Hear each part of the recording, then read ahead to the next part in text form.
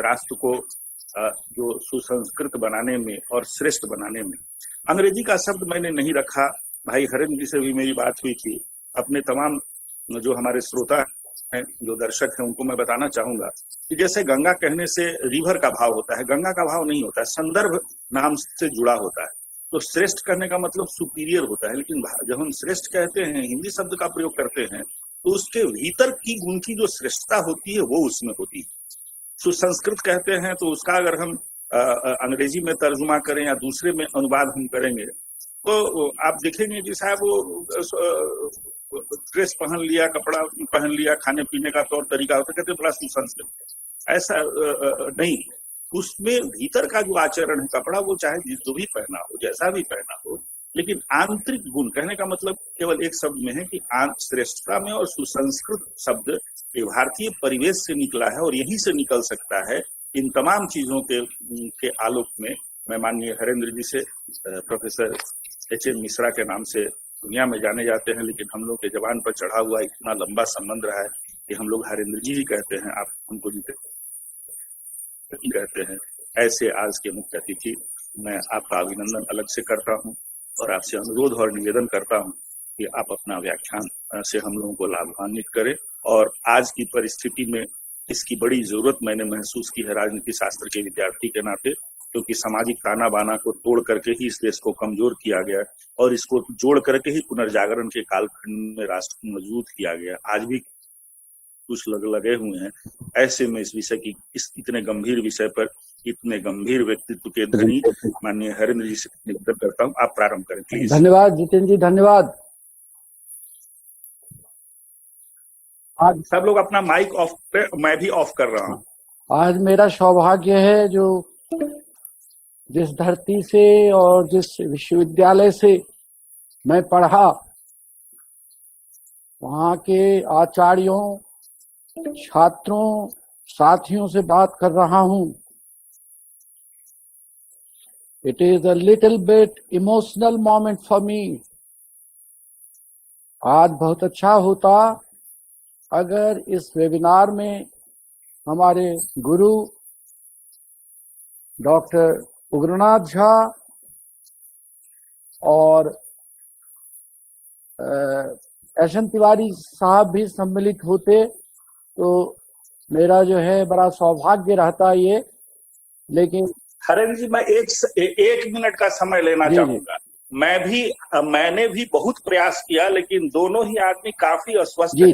मैंने दूसरे लोगों का सहयोग भी लिया, भेजा भी। हाँ। लेकिन हम लोगों का ये दुर्भाग्य रहा। मैं ये कहना चाहता था लास्ट में, लेकिन आपने जिक्र कर दिया तो मैं उद्घाटन, जो हम लोगों के समाज शास्त्र के भीष्म पितामह संस्थापक प्रोफेसर उग्रनाथ झा जी रहे, मैंने विद्या जी का प्रयोग किया था, उनसे मैंने निवेदन किया था, तो कहे निवेदन मत करिए, आदेश करिए। वो गए, लेकिन वो बोलने की और चलने की और कुछ करने की स्थिति में नहीं है। और एस.एन. तिवारी साहब का अभी एक ऑपरेशन हुआ है और उन्होंने शुभकामना दी है, आशीर्वाद दिया है।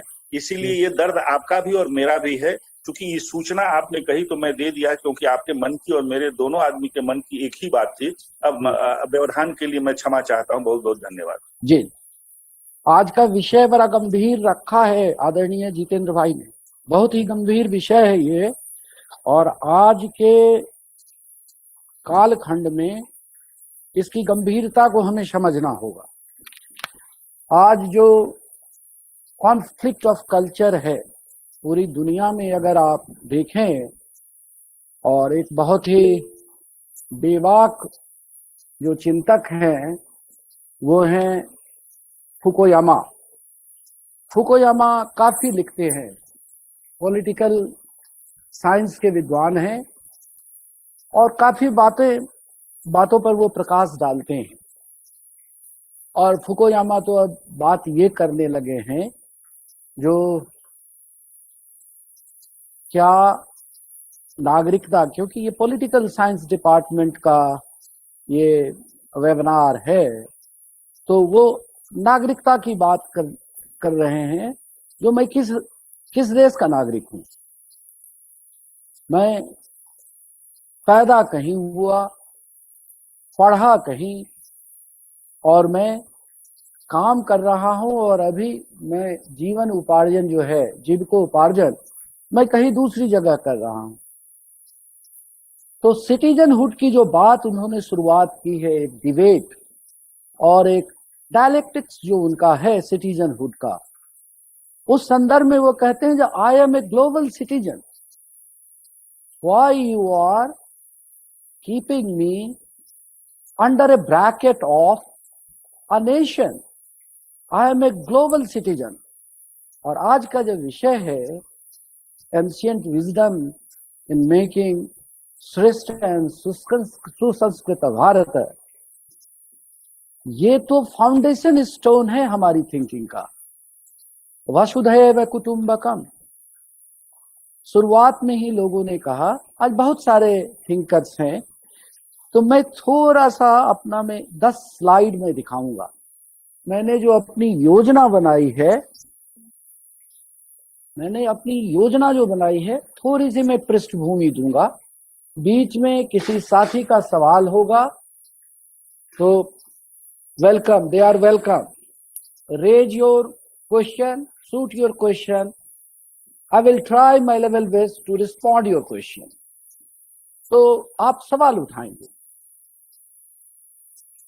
शुरुआत में जब social design of ancient wisdom की बात मैं करता हूं, और वैसे काल में ये बात मैं कर रहा हूं जब there is a conflict between intellectualism and wisdom. इस पर मैं बाद में ड्वेल अपॉन करूंगा, जो what is the intellectualism and what is the wisdom.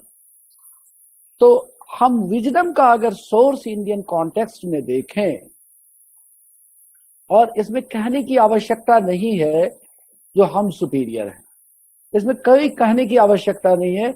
Globally it is accepted that birth of civilisation, birth of culture from nomadic to a Sanskritised life, ये जो land है भारत का, जो पहले ईरान तक था, यहीं से ये जो है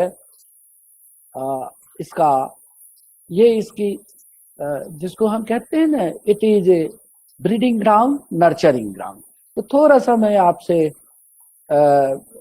दूसरे, अब सोर्स हमारा क्या है एंशिएंट विजडम का। एंशिएंट विजडम का आप लोगों को स्क्रीन विजिबल है?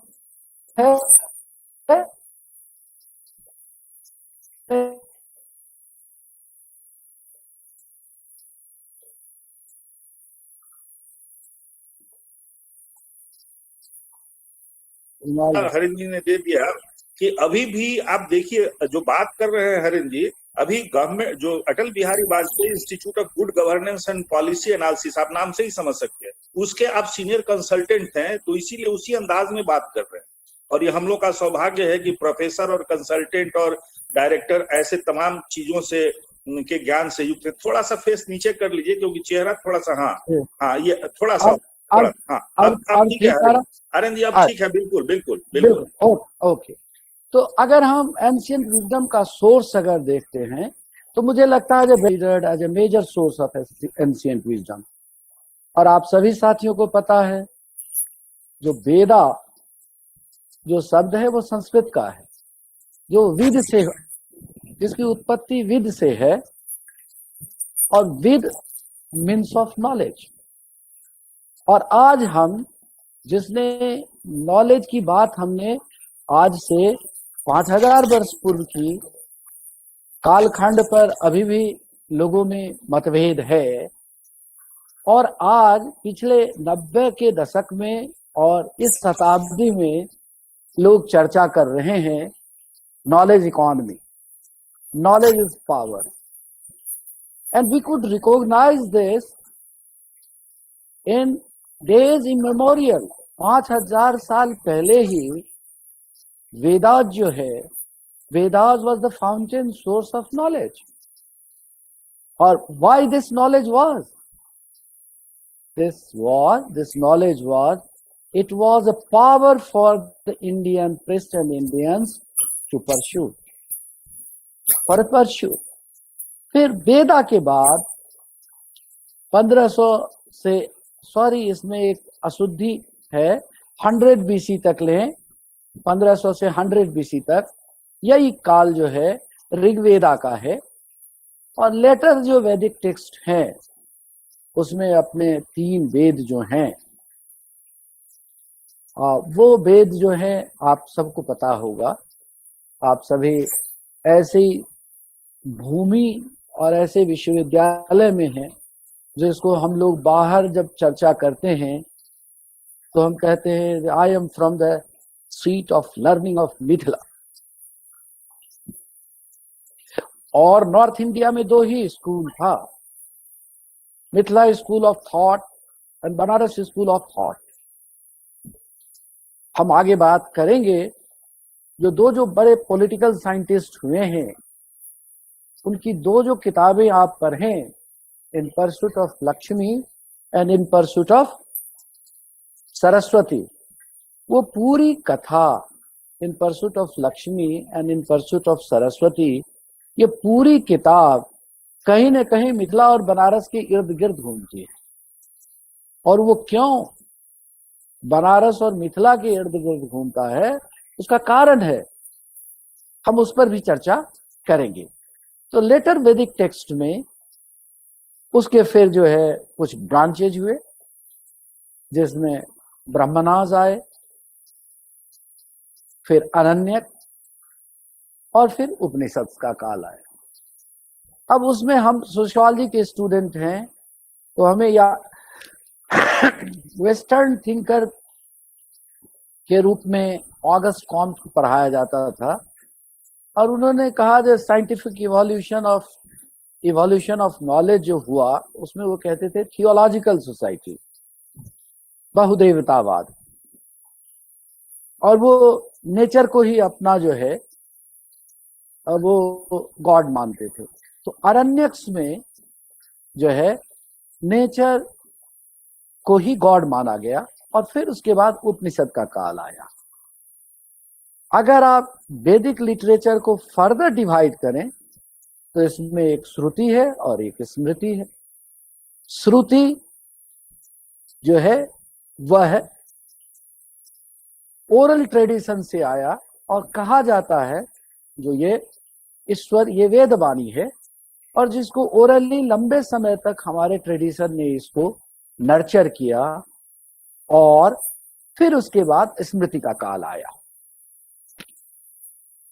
अब थोड़ा सा ऋग्वेद को अगर देखें, जो ये 4 वेद हैं, इन वेदों में आखिर इनका कंटेंट क्या है। तो अगर आप इनके थोड़ा सा एट ए ग्लांस कंटेंट को देखें, क्योंकि ये 10 मिनट 15 मिनट और 1 महीने में ये चर्चा नहीं हो सकती। तो ऋग्वेद जो है कहा जाता है it is the testament of mankind. First literature available to the human kind was the Rigveda, और इसमें hymns dedicated by sages to the god, इसमें वो मंत्रोच्चारण थे, वो मंत्र थे, वो स्तुतियां थी, वो जो ईश्वर के पूजन, ईश्वर की स्तुति, ईश्वर की आराधना के लिए ये ऋग्वेद का जो है। ऋग्वेद के बाद जब क्रमिक रूप से हम आगे बढ़ते हैं तो सामवेद आए। Samaveda it was a sweet song and melody, और ये मेलोडी क्या है, आप जो मंत्रोच्चार करते हैं, ये जो है सारे जो मंत्रोच्चार है, ओम भूर्भुवः स्वः तत्सवितुर्वरेण्यं भर्गो देवस्य धीमहि धियो जो नः प्रचोदयात्, all these are the legendary songs and melody. और ये सारे जो है ये प्रिस्ट जो है at the time of sacrifice करते थे, जब वो इनविजिबल पावर जो है वो ऑलमाइटी को वो प्लीज करने के लिए जब कोई अनुष्ठान करते थे, तो उस समय जो ये मंत्रोच्चारण होता था वह सामवेद में वही सारे वर्णन हैं। और उसके बाद यजुर्वेदा, ये आयुर्वेद जो है वह rituals, hymn recited during performing yajna. और Atharvaveda, it deals with the magic and charm. Magic का मतलब ये नहीं जो अंग्रेजों ने पकड़ लिया था, जो India is a country of charmer and magician. Magic का मतलब यहाँ ये बिल्कुल नहीं है। I strongly disagree with the despotic presentation of the Western thinker, the way they have explained the magic and charm. It is absolutely a wrong presentation of Indian ancient wisdom. Magic से तात्पर्य यहाँ जो है वो सारे invisible world से अपने को कनेक्ट करना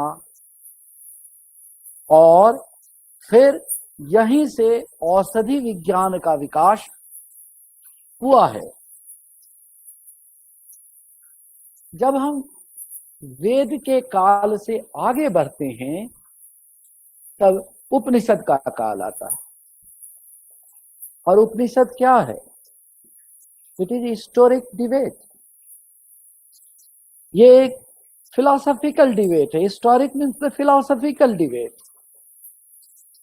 And what is this debate? ये debate है कि wisdom provides us a platform, moment to think about ourselves, the past, the present and the future. फिर अगर हम हैं तो आए कैसे? Then it talks about the God. और तब ये अगर है हम नासवान है तो अल्टीमेट ट्रूथ क्या है? और ये ढेर सारे ऐसे जो हैं जो सिद्धांत हैं, नैसर्गिक सिद्धांत जो हैं, soul, God, ultimate truth, karma, उसी अल्टीमेट ट्रूथ को बुद्ध ने कहा था द नोबल ट्रूथ। जब वो पक्षियों पर वो जो किसी ने एक पक्षी को उन्होंने तड़पते देखा था और फिर उन्होंने त्याग दिया था अपने राज्य को और अपने वैभव और सुविधाओं को, तो ये अल्टीमेट ट्रूथ जो है वो उसी के सर्च में चले थे बुद्ध, जिसको बाद में बुद्धिस्ट लिटरेचर नोबल ट्रूथ की बात करता है। फिर कर्मा, मोक्षा एंड माया। और इन्हीं के आधार पर इंडियन विजडम जो है इसका फाउंडेशन लेटर वैदिक लिटरेचर में है और जिसका क्लासिकल एक्सप्लेनेशन जो है 1863 से लेकर 1902 तक अगर आप देखें, जब वेदांता पर विवेकानंद बात करते हैं, दिस इज अ मास्टरपीस। हम अपने सभी साथियों से कहेंगे जो आप थोड़ा सा विवेकानंद को पढ़ें। उन्होंने शुरू में कहा था the Brethren of the world, वसुधैव कुटुंबकम। तो आवर विजडम जो ये डेमोक्रेटिक वैल्यू की बात आज करते हैं, democracy is in our blood, democracy is in our thinking and democratic value have nurtured us।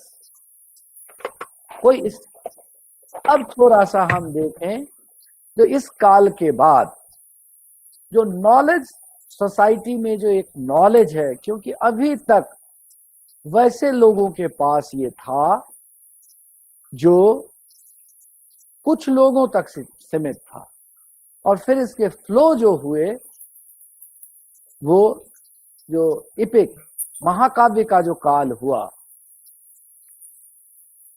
वो महाकाव्य क्या है जिसको आप हिस्ट्री कहते हैं? It is A hierarchical and systematic presentation of the knowledge of the about society. It was a composition, it is a composition of the human affairs of those time. चाहे हम महाभारत को ले, चाहे हम गीता को ले, तो महाभारत और गीता जो है उसके रिलेशंस सारे लोगों को पता होंगे, या चाहे आप रामायण को लें, और इसमें बातें क्या है मौलिक रूप से अगर उसको हम देखें, it depicts social, cultural and political life in the epic age. उस कालखंड में सामाजिक सांस्कृतिक वैभव जो था और राजनीतिक एक, हम उसको क्या कहें, पॉलिटिकल लाइफ को क्या कहें, पॉलिटिकल लाइफ आज का वो पॉलिटिकल लाइफ नहीं था, enjoying everything without any sense of right and responsibility. The political life and political path of those days was the toughest path. There were two most toughest paths in those society. One, if someone is willing to go for the pursuit of knowledge, then he has to go to a vanaprastha. Or political path, Ram is the ideal before us. What a difficult political path. आप अगर राम को, अगर पूरे राम की जीवनी को देखें, कहने को तो वो महाराजा थे, लेकिन राम और सीता प्रारंभ से लेकर अंत तक समर्पित समाज देश के लिए थे, और अपना हित, अपनी सुविधा से ऊपर वो राष्ट्रीय वैभव और राष्ट्रीय, इसको हम कहते हैं नेशनल हैप्पीनेस, उसके लिए समर्पित थे। उस पर मैं नहीं जाऊंगा, क्योंकि मुझे कंटेम्प्रोरी इंडिया में, हमें अभी ग्लोबल सोसाइटी में, हम फुकुयामा पर फिर आएंगे जब हम कंटेम्प्रोरी सोसाइटी की बात करेंगे, जो how we are contributing very significantly, rather we are providing contour for the base of the modern knowledge. हम उस पर आएंगे। लोग मुझे कह सकते हैं, जो मैं अतिरेक में ये बात कर रहा हूं, लोग मुझे ये कह सकते हैं जो I am obsessed by my sanskriti, I am obsessed by my culture. मैं इस पर भी जवाब दूंगा, मैं कोई, मेरे पास ऑब्सेशन नहीं है, मैं कहीं ऑब्सेस्ड नहीं हूं, क्योंकि हमारा कल्चर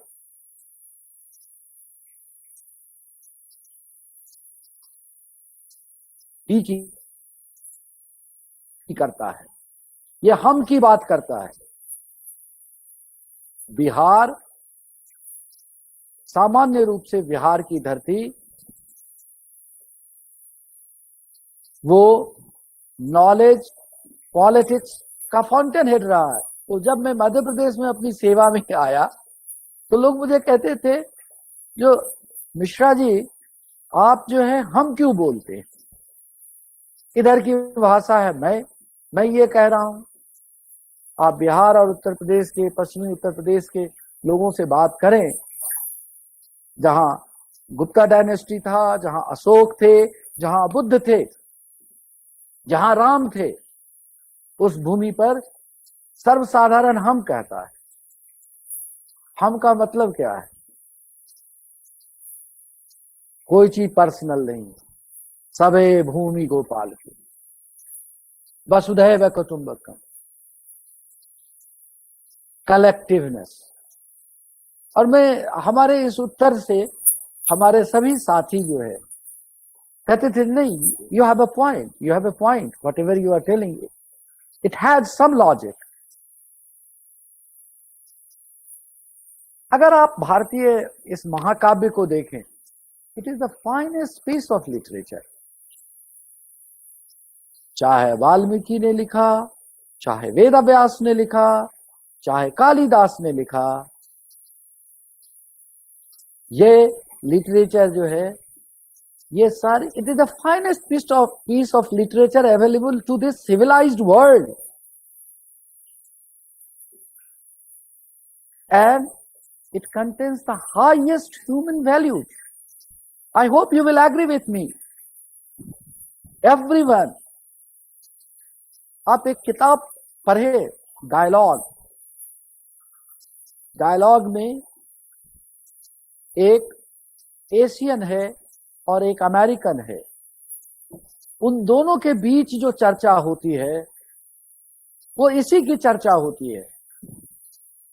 बहुत ही फेमस किताब है वो डायलॉग। और इपिक्स ने हमें दिया क्या? Great heroes of these epics, moral principle set, और उसी का हम पर अभी भी जो है सक्सेसिव जनरेशंस पर उसका प्रभाव है। और इसी काल में फैमिली सिस्टम जो है, फैमिली सिस्टम की महत्ता को इसी काल में स्वीकार किया गया था। और जो जिसकी मैंने बात की, भगवत गीता और रामायण, ये दोनों जो है morality, values, ethics, karma of soul, इन सारी चीजों की बात करते हैं। वेस्ट में जो फिलैंथ्रोपी आया है, अगर उसका रूट से karma has some immorality, and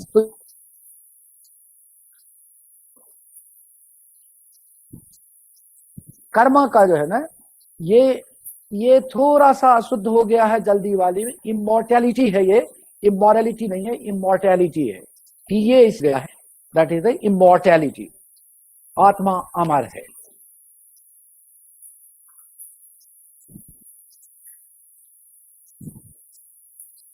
और जैसा मैं शुरू से ही कह रहा था, जो एंशिएंट हमारा जो विजडम है वही आज का आधार है एक इगलिटेरियन सोसाइटी का, जिसको लोग आज कहते हैं ना इक्वलिटेरियन सोसाइटी। और ये इगलिटेरियन सोसाइटी का फाउंडेशन क्या है? Joint family system. Joint family system में ये सही है जो घर का एक प्रमुख होता है, लेकिन ये बात भी उतनी ही सही है जो उसको प्रमुख तो बना दिया है लेकिन दायित्वों से घिरा हुआ है, जो आपको सभी की आवश्यकताओं की पूर्ति करना है, सभी की इच्छाओं की पूर्ति करना है, सभी को वो सारे अवसर देना है ताकि उनके में अंतर्निहित वो सभी संभावनाओं का प्रस्फुटन हो सके, जो एक संपूर्ण वैभव युक्त हमारे, अगर आप आज कहते हैं आज के लिटरेचर में बात, half the world half the chance, बहुत सारे जो है पूरा साहित्य भरा है, पूरा साहित्य भरा है। और जब मैं कई बार विदेश जाने का मौका मिला तो मैं किसी कल्चर का विरोध नहीं करता, मैं रोमन जो था, जब मैं आर्किटेक्ट देखता था तो मैं कहता था जो आप, मुझे ऐसा लगता है जो विमेन जो है, जैसे आज भी अगर देखें जो एवेरेशन है, जिलेट ब्रेड का अगर प्रचार होता है जिलेट का, तो उसमें महिलाएं सामने रखी जाती हैं, महिलाओं का रहना अनिवार्य है जिलेट ब्लेड का, जबकि उनका उपयोग वो करती नहीं है। तो मैं अक्सर ये सवाल उठाता हूं, इज वीमेन ए कंज्यूमर और is it a fall out of consumerism? Consume करने की चीजें हैं वीमेन या कस्टमर है वो? Women is not a customer, so why you are presenting a women as a consumable item? और ये कहां से आया? It is deeply influenced and deep rootedly Roman culture. तो वो मुझे कहते थे नहीं, आपके यहाँ भी तो खजुराहो में और बाकी जगह ऐसे डिपिक्शंस हैं। मैं उनसे कहता था वो डिपिक्शन जो है उसके थोड़े से साहित्य में जाइए। जब लोगों को ये डर लगने लगा, जो वैराग्यवाद, धर्म के प्रति समर्पण, ईश्वर के प्रति समर्पण, बाकी कुछ नहीं, तब लोगों को लगा जो शायद समाज रूपी संस्था की कंटिन्यूटी ब्रेक होगी, सोसाइटी फैमिली रूपी संस्था की कंटिन्यूटी ब्रेक होगी। तभी ऐसे जो हैं चंदेल राजाओं के द्वारा जो ये, तो दोनों के अर्थ अलग अलग। हमारे लिए काम जो है वो है मोक्ष प्राप्ति का मार्ग प्रशस्त करता है भारतीय वांगमय में, क्योंकि हम बहुत सारे ऋणों से आते हैं, चाहे वो पितृ ऋण हो, चाहे वो ऋषि ऋण हो, चाहे वो देव ऋण हो। तो उन ऋणों को जब तक हम फैमिली सिस्टम में नहीं आते हैं तो उन ऋणों को चुकता करने का अवसर मुझे नहीं मिलता, इसीलिए ये फैमिली सिस्टम। तो it is A continuity of culture, it is not the continuity of consumerism. बाद में हमारे ये कास्ट बेस्ड ऑक्यूपेशन जो एस्क्राइब था, कुछ कारणों से जो उसमें इन्वेजन हो सकता है, उसमें साहित्य का, लेकिन मौलिक रूप से भारत की जाति व्यवस्था खुली व्यवस्था थी, जिसमें कोई भी व्यक्ति नहीं तो वाल्मीकि महाकाव्य कैसे लिखे। उदाहरण है आपके पास, एक ब्राह्मण क्षत्रिय कैसे बन जाता परशुराम। एक क्षत्रिय ब्राह्मण का की तरह कैसे पूजा जाता है। ये पर्याप्त उदाहरण है, एक नहीं अनेकानेक उदाहरण हैं जो इस बात को स्थापित करता है कि भारतीय जाति व्यवस्था, पुरातन भारतीय जाति व्यवस्था व्यवसाय आधारित थी और खुली व्यवस्था थी। और उसी में परिवार कैसे चले, मानव की रचना और विकास कैसे हो, उसके लिए हमारे पास एक फ्रेमवर्क दिया गया, और वो फ्रेमवर्क था जीवेम सतेम। तो कम 100 साल जियो, और 100 साल अगर जीना है तो तुम्हें किस कालखंड से गुजरना है और वहां तुम्हें क्या क्या करना है।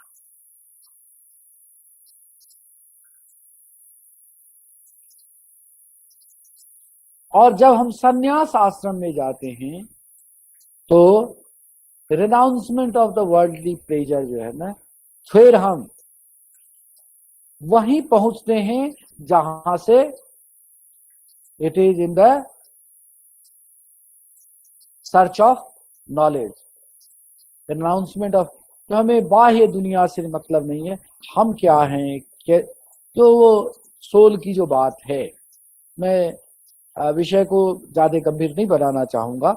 विषय को अपने जो मुझे आदरणीय हमारे बड़े भाई जितेंद्र जी ने जो मुझे जिम्मेवारी दी है, जितनी मेरी योग्यता है उसके आधार पर मैं वही सीमित रखना चाहूंगा। हालांकि ये विषय मेरे चाव का है, मैं इस पर लंबा बोल सकता हूं, लेकिन नहीं, मैं आगे बढ़ता हूं। अब थोड़ा सा कंटेम्पररी इंडियन सोसाइटी में अगर देखें, अभी कोरोना वायरस हुआ, वैश्विक आपात की स्थिति आई, हर जगह आपात जैसी स्थिति हुई, लोग कहां भागे? क्यों लोग पैदल चल दिए? क्यों लोगों ने साइकिल पकड़ ली और 1200 और 1400 किलोमीटर की यात्रा की? क्योंकि पुश फैक्टर था कि उनको जीविकोपार्जन के लिए बाहर जाना था, और पुल फैक्टर उनका ये था कि अगर मैं अस्वस्थ होता हूं, अगर मुझे कुछ होता है तो मुझे कौन देखेगा? मुझे जो वो इमोशनल, मेरी रक्षा कौन करेगा? स्टेट कुछ हद तक रक्षा कर सकता है। और इसीलिए उन्होंने दौड़ किधर लगाई? परिवार। आज की दौड़ कहां है? अगर आप कंटेम्प्रोरी इंडियन विजडम की बात करें तो दौड़ किधर है? जितने भी साहित्य को पढ़ लो, गांव की ओर चलो,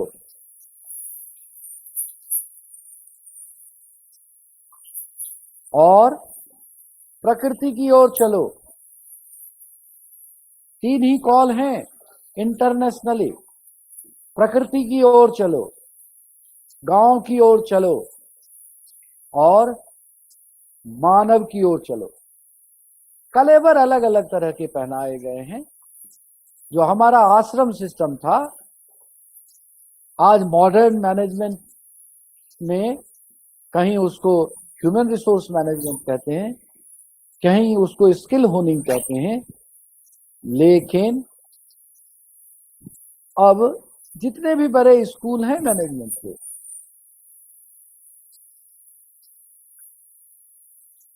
अभी हार्वर्ड स्कूल ने लीडरशिप पर जो बात रखी है, जो पूरी दुनिया की सबसे स्थापित और श्रेष्ठतम प्रबंधन की संस्था है, वो लीडरशिप के जो थ्रेड्स हैं, वो जब वो एक्सप्रेस, उसका जो डिस्पोजिशन है वो भागवत गीता से, मद भागवत गीता से।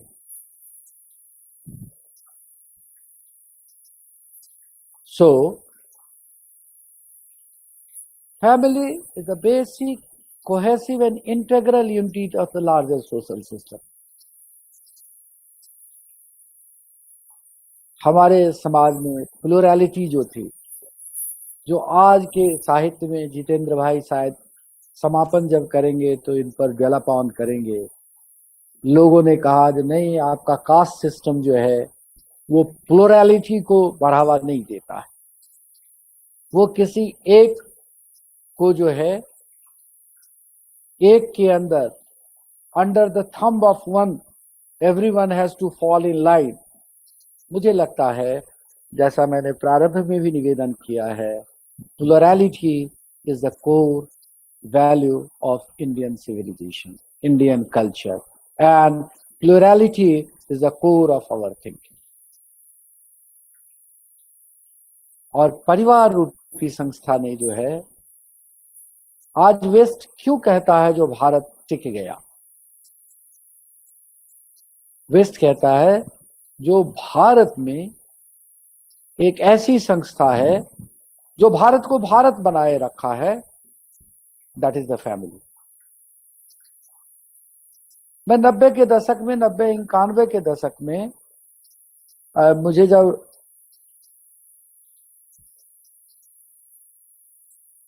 भारत सरकार की एक योजना के तहत बाहर अध्ययन के लिए भेजा गया, तो मुझे कई जगह जाने का अवसर मिला। लंदन स्कूल ऑफ इकोनॉमिक्स जाने का मौका मिला, मैनचेस्टर जाने का मौका मिला, क्योंकि लंबी अवधि के लिए मुझे भेजा गया था।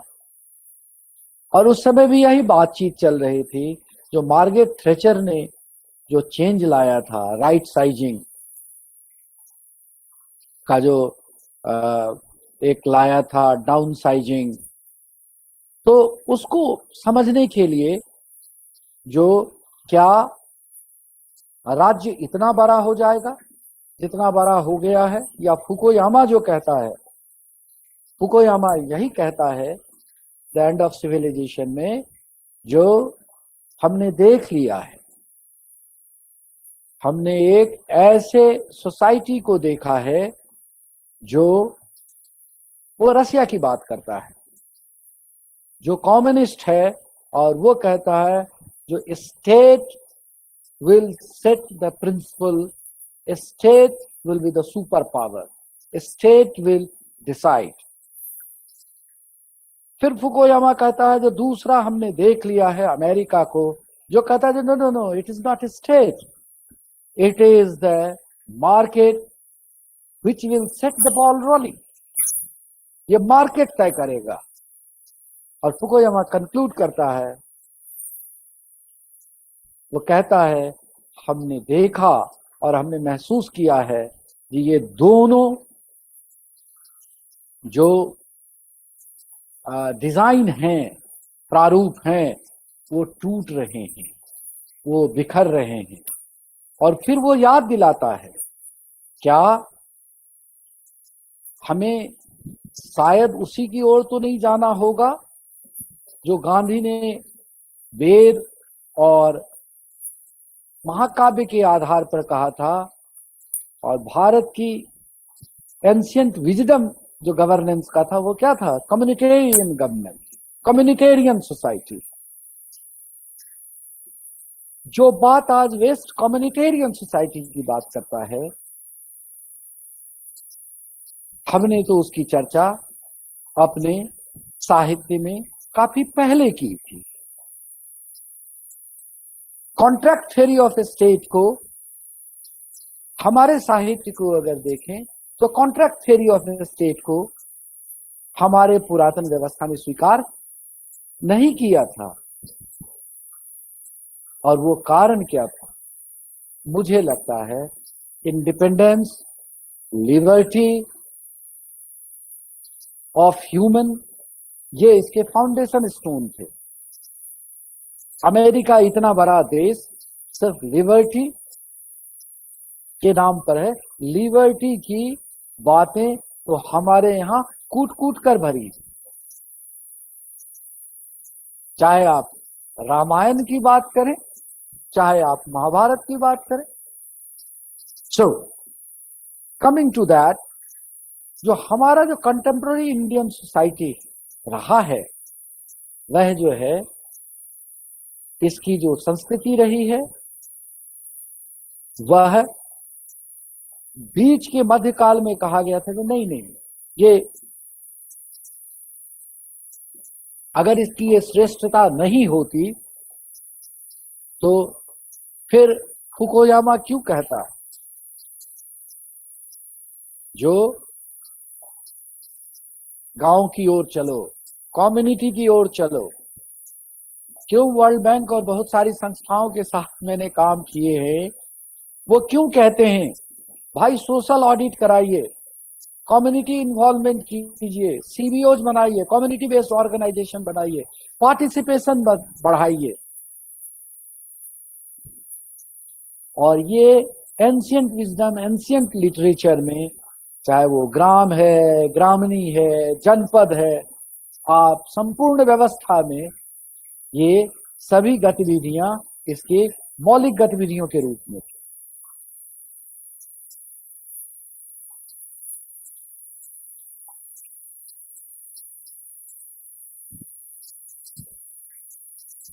और हमारी यही जो है, जिसको मैं कहता हूं we have a dense culture, हमारी कल्चर की डेंसिटी इतनी अधिक है और हम इतने इंक्लूसिव हैं, तो हमने ढेर सारे झंझावातों को झेल लिया। कई सभ्यताएं खत्म हो गई, लेकिन पुरातन हिंदू मान्यताएं, पुरातन सनातन हिंदू धर्म आज भी जीवित है। और जब मैं यहाँ धर्म की बात करता हूँ, हमारे कोई भी साथी इसे रिलीजन से ना जोड़े। धर्म की बात मैं यहाँ वे ऑफ लाइफ से करता हूँ। और शायद यही हमारा जो आप सर्वपल्ली राधाकृष्णन ने फिलॉसफी में अपनी एक किताब में लिखा है, फिलॉसफिकल डिबेट में, this is the secret for the success of India. जो इतनी आपदा, इतनी विपत्ति, इतनी आक्रांताओं के बाद भी Indian culture and civilization is integrated. और हमारे लिए यूनिटी इन डाइवर्सिटी कोई एक फ्रेज नहीं है, कोई एक कोटेशन नहीं है। It is the highly prudent and applicable to a country like India. जो लिबर्टी की बात करते हैं, just see what has happened a month ago in America, why they are raising voice, black lives matter. वो बात इक्वलिटेरियन society की बात करते हैं, वो इगलिटेरियन सोसाइटी की बात करते हैं, लेकिन उनके गवर्नेंस सिस्टम इगलिटेरियन नहीं है। और हम बात पार्टिसिपेशन और इगलिटेरियन की करते हैं, और हम उसे एकोमोडेट भी पहले करते रहे हैं। इन्वेजन के काल में आप वो साहित्य को देख लें 1000 के बाद, जो आक्रांता आए और अपनी संस्कृति को लेकर के आए, उन्होंने हमारी इस संस्था को और हमारी व्यवस्थाओं को दूषित किया। नहीं तो हमारे जो कोर वैल्यू थे, हमारी जितनी भी संस्थाओं के कोर वैल्यू थे, वो वसुधैव कुटुंबकम के। हमारे मित्र हैं अर्थ क्रांति के, जिन्होंने डीमोनेटाइजेशन का कॉन्सेप्ट आदरणीय प्रधानमंत्री जी के समक्ष प्रस्तुत किया था। उनका नाम है अनिल बोकिलवे। मैं अभी 1-1.5 साल पहले ऑल इंडिया कोर्स, जब मैं अकादमी में था, तो ऑल इंडिया कोर्स का फाउंडेशन का मैं कोर्स डायरेक्टर था। तो मैंने अनिल जी से कहा, जो आप कृपया आइए और बताइए what were the basic tenets, जो आपने डिमोनेटाइजेशन का जो एक कॉन्सेप्ट दिया था आदरणीय प्रधानमंत्री जी को, उसके पीछे आपका हितार्थ क्या था, और क्या वो अपनी आपकी योजनाओं के अनुकूल वो हो पाया। प्रारंभ में ही उन्होंने कहा, जो मेरी जो योजना थी वो ये पूर्ण रूप से नहीं लागू, नंबर 1। और नंबर 2, हमने कहा जो नटसेल में ये तो बताइए जो आपकी योजना क्या है। उन्होंने कहा, जो मैं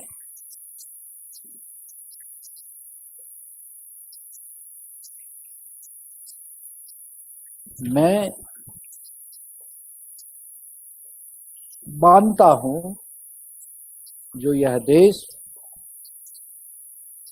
इस देश ने जहां भी अपनी ध्वजा फहराई है, अपनी श्रेष्ठता दिखाई है, यह बुद्ध का देश है।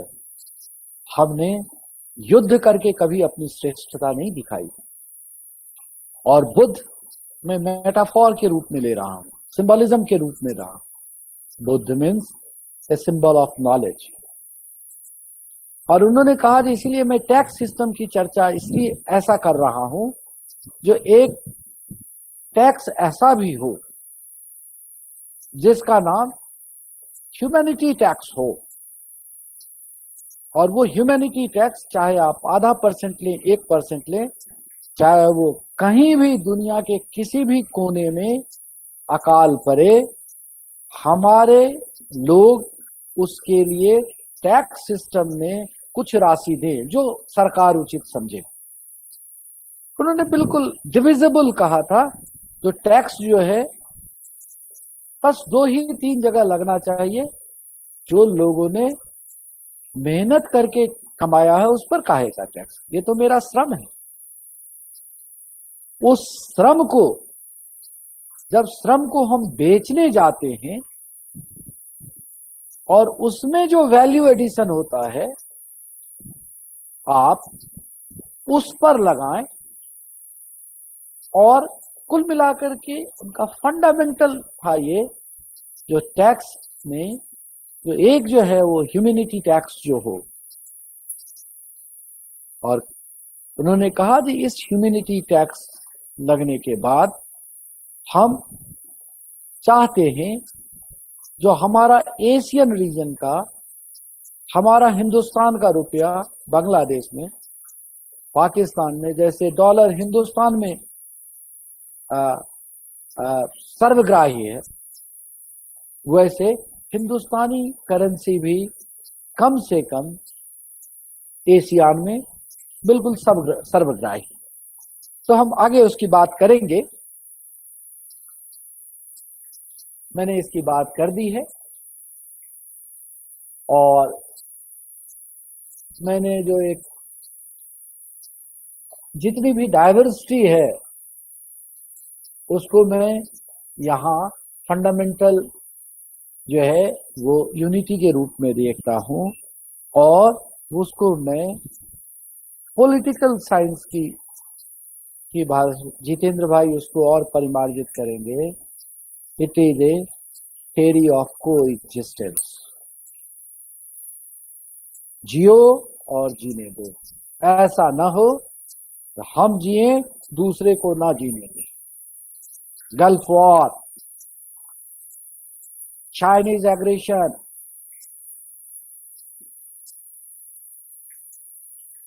सलाम स्लाइसिंग ऑफ चाइना,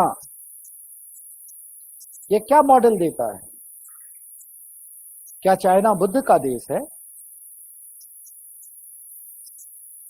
सिस्टमैटिकली उसने नॉलेज को अधिक वो चोक्ड किया है मटेरियलिज्म के सिद्धांत पर, जो आज से 100-125 साल पहले पैदा हुआ, जिसने भारतीय ज्ञान व्यवस्था में हजारों साल के थपेरे को झेलते हुए अपने को परिमार्जित किया है। दुर्भाग्य से हमारे मार्क्सवादी साथी इस बात से सहमत नहीं होते, और मुझे ये लगता है कि उन्होंने सिर्फ मेरी जो अपनी जो हमारे थिंकर भी हैं वेबर, मैक्स वेबर, वेवेरियन थ्योरी जो कहती है, तो यही कहते हैं जो मार्क्स सिर्फ जीवन में मटेरियल को महत्वपूर्ण मानते हैं। होगा टेम्पोरल वर्ल्ड में होगा, लेकिन there are two part, temporal and eternal, और तब तक उसको हॉलिस्टिक नहीं मानेंगे जब तक कि टेम्पोरल और इटर्नल दोनों पर कोई साहित्य सम्यक व्याख्या न करता। और हमारा भारतीय संस्कृति, हमारे साहित्य इन दोनों पर व्याख्या करता है।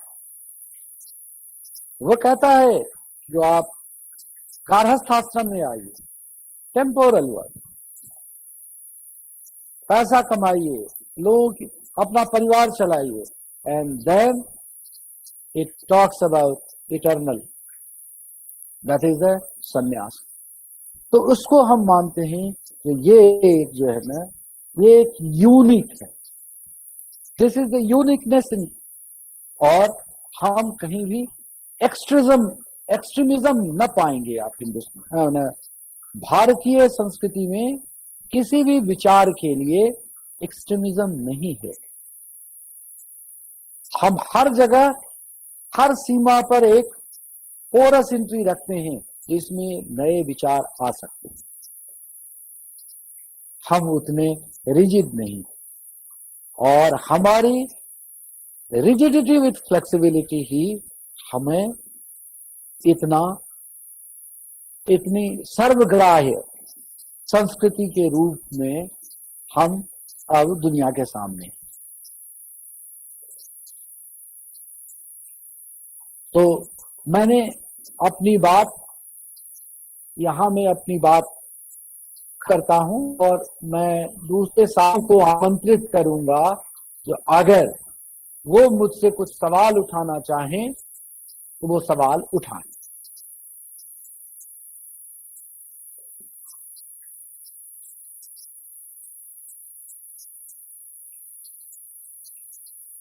जी,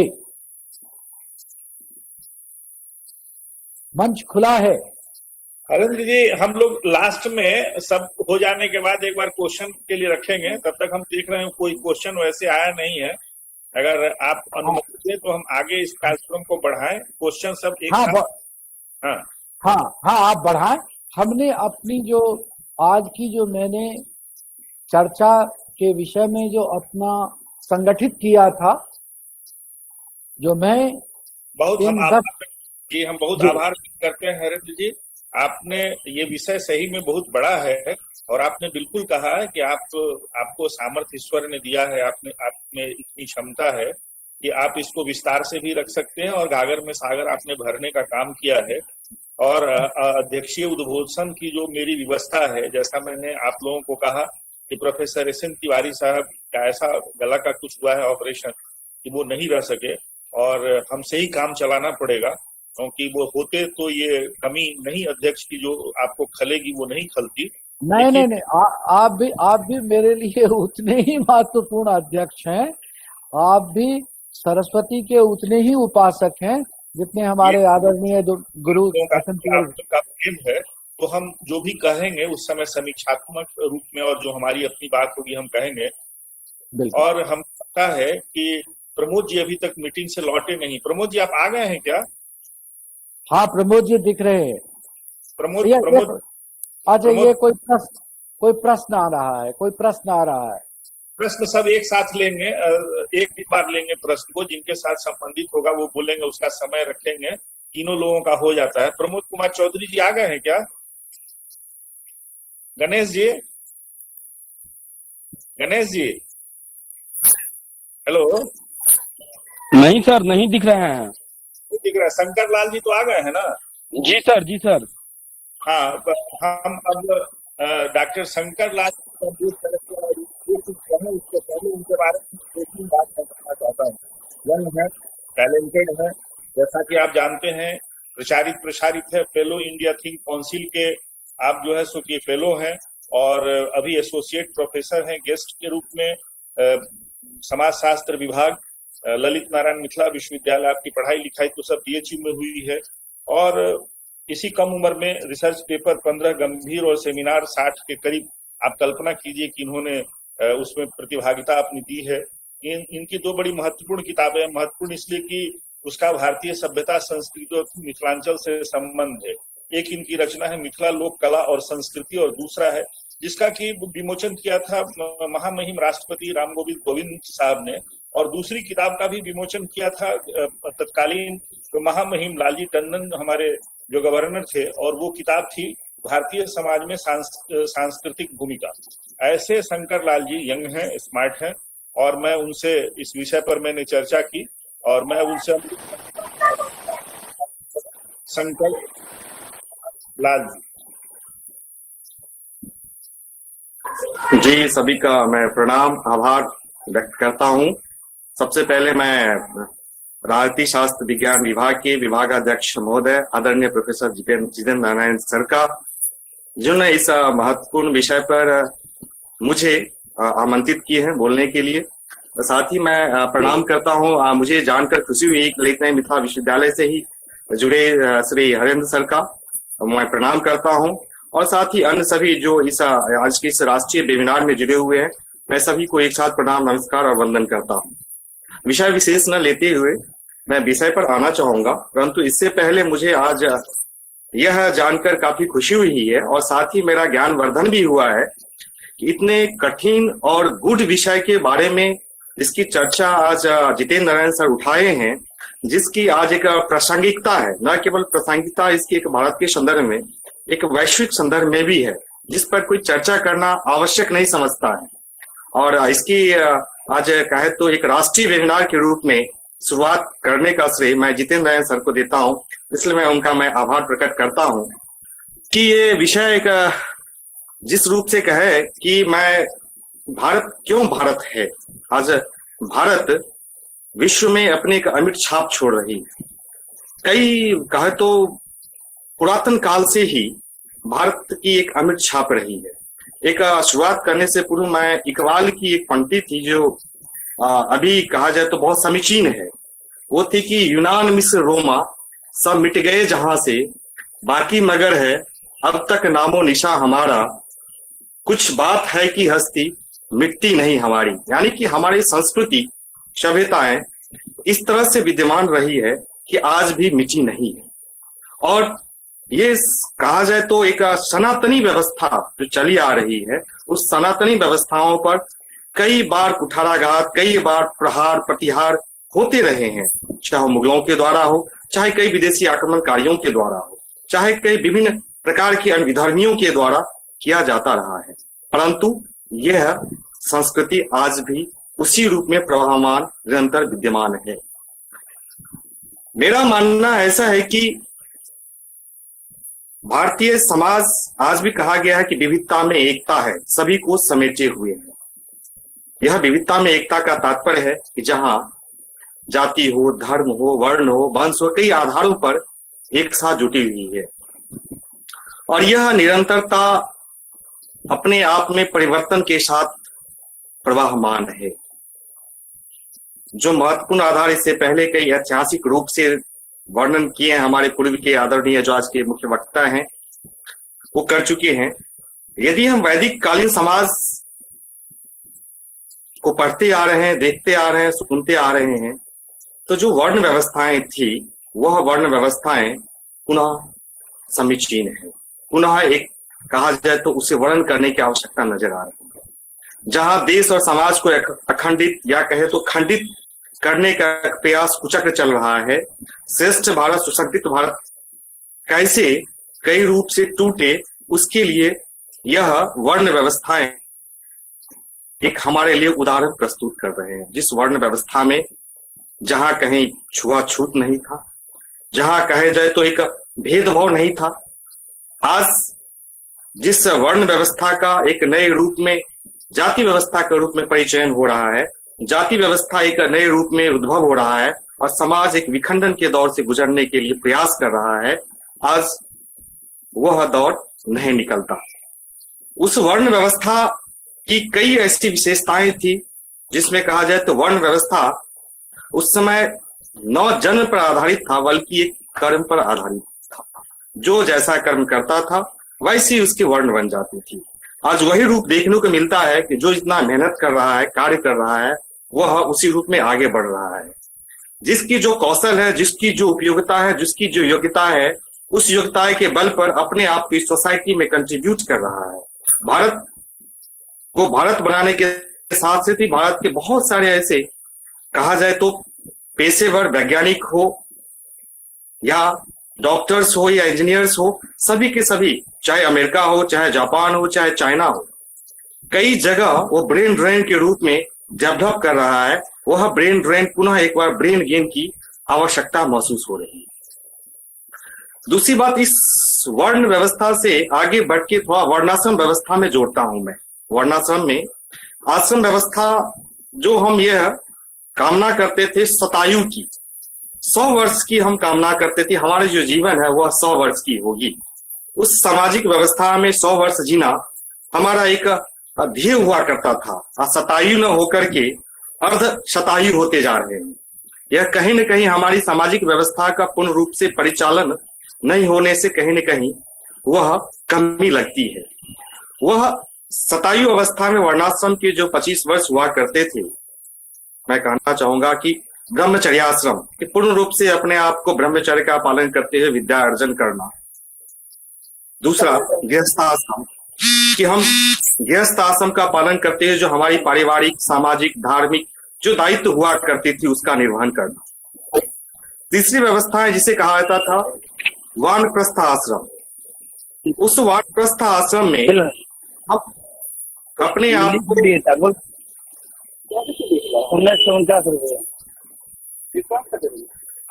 राजेश जी चुप रहिए, राजेश जी माइक बंद कीजिए। जी धन्यवाद। उस वानप्रस्थ आश्रम में हम अपने आप को जहां व्यक्तिगत जिंदगी से हट करके एक सामूहिक जिंदगी के रूप में, या कहा जाए तो अपने आप को एक व्यक्तिगत जिंदगी से हट के एक विरक्त भाव लेकर हम वानप्रस्थ की ओर गमन करते थे और एक सामाजिक दायित्व का बोध लिए हुए हम समाज का उत्तरदायित्व का निर्वहन करते थे। आज यह कहा जाए तो उस भारत को, भारत श्रेष्ठ सुसंस्कृत भारत में वह व्यक्तिवादिता का भाव नहीं था, वह एक सामाजिक उत्तरदायित्व का भाव हुआ करता था। 50 वर्ष के पश्चात 75 वर्ष की आयु तक संन्यास आश्रम में उस हम सामाजिक दायित्व का बोध लिए एक श्रेष्ठ भारत कहे तो एक श्रेष्ठ समाज, एक श्रेष्ठ भारत लेके चलते थे, जहां हम न केवल अपने परिवार, समाज के जो सारे व्यक्ति हुआ करते थे उसे एक परिवार की समझते हुए उसकी शिक्षा दान करना, या कहा जाए तो उसे अन्य प्रकार के शैक्षिक या सामाजिक गतिविधियों से हम परिपूर्ण करना हम सिखाते थे। और उस संन्यास आश्रम में जहां हम अपने अध्यात्म की कामना में, कहा तो अध्यात्म में रत हो जाते थे, और ये हमारा वानप्रस्थ आश्रम से पूर्व जो हमारा हुआ करता था गृहस्थाश्रम या ब्रह्मचर्य आश्रम, इस चारों आश्रम में कहा जाए तो मोक्ष की प्राप्ति कहीं न कहीं निहित होती थी। यह मोक्ष कहा जाए तो धर्म, अर्थ, काम, मोक्ष। यह धर्म का भाव होता था कि धर्म का तात्पर्य केवल एक विशेष धर्म का पालन नहीं, धर्म आज के जो अंग्रेजी व्याख्या है उसका रिलीजन न हो करके धर्म का व्याख्या, धर्म कई प्रकार से अपने आप को एक उत्तरदायित्व तो कहा जाए तो कर्तव्यों को समाहित हुआ करते थे। वह धर्म हमारे कहीं न कहीं एक कहा जाए तो एक सोशल रिस्पॉन्सिबिलिटी कहे या रिचुअल रिस्पॉन्सिबिलिटी कहे या मोरल रिस्पॉन्सिबिलिटी कहे, उसका वह बोध कराती थी। जैसे उस धर्म में कहा जाए तो माना गया कि वह धर्म हुआ करता था सामान्य धर्म, विशिष्ट धर्म। सामान्य धर्म से तात्पर्य होता था जो हमारा मानव धर्म हुआ है उसका पालन करना। दूसरा विशिष्ट धर्म, जिस विशिष्ट धर्म के अंतर्गत हम राजधर्म हो, सन्य धर्म हो, मित्र धर्म हो, समाज धर्म हो, इसका हम पालन किया करते थे। तीसरे धर्म के अंतर्गत हम रखते थे आपद धर्म।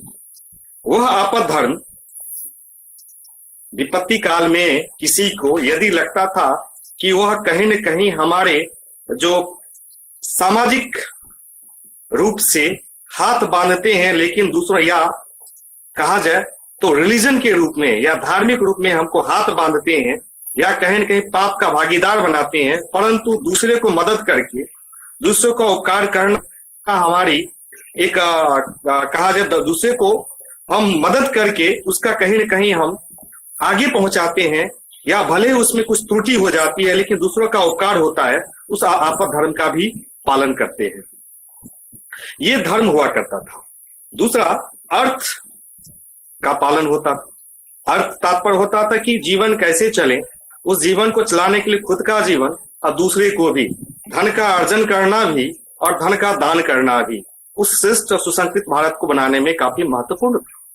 इसलिए क्योंकि आज जिस भारत जो श्रेष्ठ है वही आज कहीं न कहीं आज बहुत सारे ऐसे चैरिटी चल रहे हैं, बहुत सारी ऐसी संस्थाएं चल रही, उसी सोशल डिजाइन का रूप हमको सामने निकल के आ रहे हैं कि हम दान पुण्य का भी कार्य करते हैं। तीसरा काम की परिणाम तात्पर्य था कि जो हमको बहुत सारे ऐसे उत्तरदायित्व था, जैसे ऋण की बात करते थे, देव ऋण, पितृ ऋण, ऋषि ऋण, अतिथि ऋण, ये जो सारे ऋण हुआ करते थे, इन ऋणों से कैसे मुक्ति पावे। इस ऋणों कहा जाए तो सारी ऋणों से मुक्ति पाने के लिए एक महत्वपूर्ण ऋण था, उसमें पितृ ऋण और दैव ऋण। कहा कि यदि वंश कैसे चले इसके लिए गृहस्थाश्रम में प्रवेश करना आवश्यक था। मोक्ष की प्राप्ति कहा गया जब तीनों ऋण, इस तीनों पुरुषार्थ का पालन करने के उपरांत ही आप मोक्ष प्राप्ति कर सकते हैं। ये सारी व्यवस्थाएं हमारे प्राचीन सामाजिक श्लोक में उभर कर थी। उसमें संयुक्त परिवार व्यवस्थाएं सामाजिक जीवन में महत्वपूर्ण थी, और ये संयुक्त परिवार हमको एक ऐसे जीवन या कहे तो एक ऐसे प्रकार से समाज का निर्माण करता था कि जहां बहुत सारे ऐसे नियम कानून हुआ करते थे जो परिवार से संचालित होते थे। किसी प्रकार की रिश्ताएं करना हो या गलतियां हो या कहा जाए तो सामाजिक विघटन का कार्य हो तो संयुक्त परिवार के द्वारा कहीं न कहीं वह सोशल कंट्रोल हो जाता था। वह संयुक्त परिवार के विघटन होने से आज एकल परिवार से भी अलग विवाह व्यवस्था में कई प्रकार की विसंगतियां आ गई है और विवाह नाम की एक संस्था पर एक खतरा सा उत्पन्न होने लगा है, जिसका परिणाम देखने को मिलता है लिव इन रिलेशन, जिसका परिणाम देखने को मिलता है एक उम्र की सीमा और विवाह होना, और बहुत सारे परिवार है जो कहीं विखंडित हो जा रहे हैं। परिवार के ऊपर एक गार्जियन का भाव होना, हमारे संयुक्त परिवार में ऐसा क्या होते थे जिसकी उत्तरदायित्व तो होता था कि परिवार कैसे चले और परिवार के साथ साथ समाज का ध्यान रखकर कैसे आगे बढ़े। आज संयुक्त परिवार न होने से परिवार का ध्यान तो कम होता ही है, परंतु समाज का ध्यान न रख करके वह एक प्रतिस्पर्धात्मक दौर में आगे बढ़ते चले जाते हैं, जहां हम समाज को और राष्ट्र को पीछे धकेल देते हैं। यह व्यक्तिवादिता का दौर उस संयुक्त परिवार व्यवस्था में नहीं होती थी, जिस कारण से भारत उस संयुक्त परिवार की व्यवस्था के कारण सुसंस्कृत और श्रेष्ठ की श्रेणी में गिनते आ रहे हैं। और विवाह व्यवस्था में कई ऐसी प्रकार की व्यवस्थाएं थी जिसका अनुपालन लगता कि अनिवार्य सा लगने लगा। वह होता था कि विवाह के जो कुछ निषेध हुआ करते थे, विवाह निषेध में उसमें कहा गया कि सपिंड सप्रवर सौगोत्र, उसकी व्याख्या आज के समय में साइंस भी इस चीज को मानते हैं कि सपिंड सप्रवर सौगोत्र का विवाह होने से किस प्रकार की विसंगतियां होती है और बच्चा और परिवार के लिए वंश की उत्पत्ति न होना, इससे कहीं न कहीं जुड़ा हुआ भी उसको आज के वैज्ञानिक मानते हैं। और तीसरी बातें जो मैं कहना चाह रहा हूं वह है जजमानी व्यवस्था। यह जजमानी व्यवस्था हमारी उस सनातनी व्यवस्था के एक रूप में है कि आत्मनिर्भर भारत कि जिसकी आज हम पूर्ण रूप से जो पहले से ही चलते आ रहे थे, आज उसकी हम कल्पना कर रहे हैं कि जहां की सारी व्यवस्थाएं हमको जजमानी व्यवस्था में मिल जाती थी और हम कहीं बाहरी रूप से हम किसी के ऊपर निर्भर नहीं हुआ करते थे। एक गांव अपने आप में कहा गया कि गांव एक आत्मनिर्भर गांव हुआ करता, जजमानी व्यवस्था में गांव एक आत्मनिर्भर गांव में तब्दील हो जाता है। आज इसीलिए कहा गया कि भारत में गांव प्रधान देश है और गांव की ओर लौटना अनिवार्य सा प्रतीत हो रहा है। इस लॉकडाउन के समय में, इस महामारी में, कोरोना के महामारी में पुनः एक बार यह स्थापित कर दिया कि गांव की ओर पुनः आगमन अपने आप को कहीं न कहीं हमको व्यवस्थित और एक उन्नति की ओर मार्ग प्रशस्त करता है। जीवन बचाना है तो गांव की ओर प्रस्थान करके और गांव में वह आत्मनिर्भरताएं पैदा करो जिससे हम आगे बढ़ें। और वह कल्पना है ग्लोबल। मैं दो शब्द लेता हूं जिसकी ससकिया ससिन जो बहुत बड़े इमिनेंट सोशोलॉजिस्ट थे उसने वर्ड दिया ग्लोकल, कि जो लोकल भी हो और ग्लोबल भी हो, जिसमें दोनों ही समाहित हो। उसने वर्ड दिया ग्लोकल, यानी गांव और विश्व के स्तर पर दोनों में एक जुड़ाव हो। कहा गया कि पूरा विश्व एक गांव में तब्दील हो गया है, ग्लोबल विलेज के रूप में हो गया है। और यह क्यों? क्योंकि ये जजमानी व्यवस्था सारी चीज से स्किल्ड व्यवस्थाएं थी, स्किल्ड बेस्ड हमारी व्यवस्थाएं थी, जिस कारण हम कहीं आयातित वस्तुओं पर या आयातित स्किल्ड पर निर्भर नहीं हुआ करते थे। और न सिर्फ गांव आज के समय में अट्रैक्ट कर रहा है विश्व को, बल्कि विश्व की ओर से जो गांव से विश्व बाहर की ओर दौड़ गए या निकल गए एक ऐसी भौतिकवादी युगों में या भौतिकवादी उपभोक्तावादी संस्कृतियों में अपने आप को आगे बढ़ने की चाह में कि वह पीछे भूलता चला गया और गांव की वो सारी संस्कृतियां नष्ट करने की कगार पर आ गए। पुनः इस जजमानी व्यवस्था के दूसरा रूप उभर कर सामने आई है। वह रूप है स्किल्ड भारत, स्किल्ड इंडिया, जो सरकार के द्वारा चलाए जा रहे हैं। पुनः उन चीजों को उत्थान कर रहे हैं जो हमारे प्राचीन भारत से या प्राचीन समय से वो विद्यमान रही है, पुनः उन चीजों को खोजा जा रहा है कि वह चीज उभर के सामने आएगा, उसको स्किल्ड इंडिया स्टार्टअप के द्वारा उसको हम आगे बढ़ाएं। अब इन्हीं कड़ी में मैं कहना चाह रहा था कि एक जजमानी व्यवस्था के बाद में एक शब्द आया यहाँ पर जिसको हम पढ़ते रहे हैं, वो है संस्कृतिकरण। यदि सामाजिक व्यवस्था में कहीं न कहीं कुंठा या कहीं न कहीं समाज में लगे कि हम कहीं न कहीं पिछड़ गए हैं, चाहे वो हमारी परिस्थिति का आधार कुछ भी हो, और हम अपने उस कार्यकलापों के बल पर हम विश्व के दौर में आगे बढ़ सकते हैं, समाज में आगे बढ़ सकते थे, उसका नाम दिए थे एमएन सिमास ने संस्कृतिकरण का।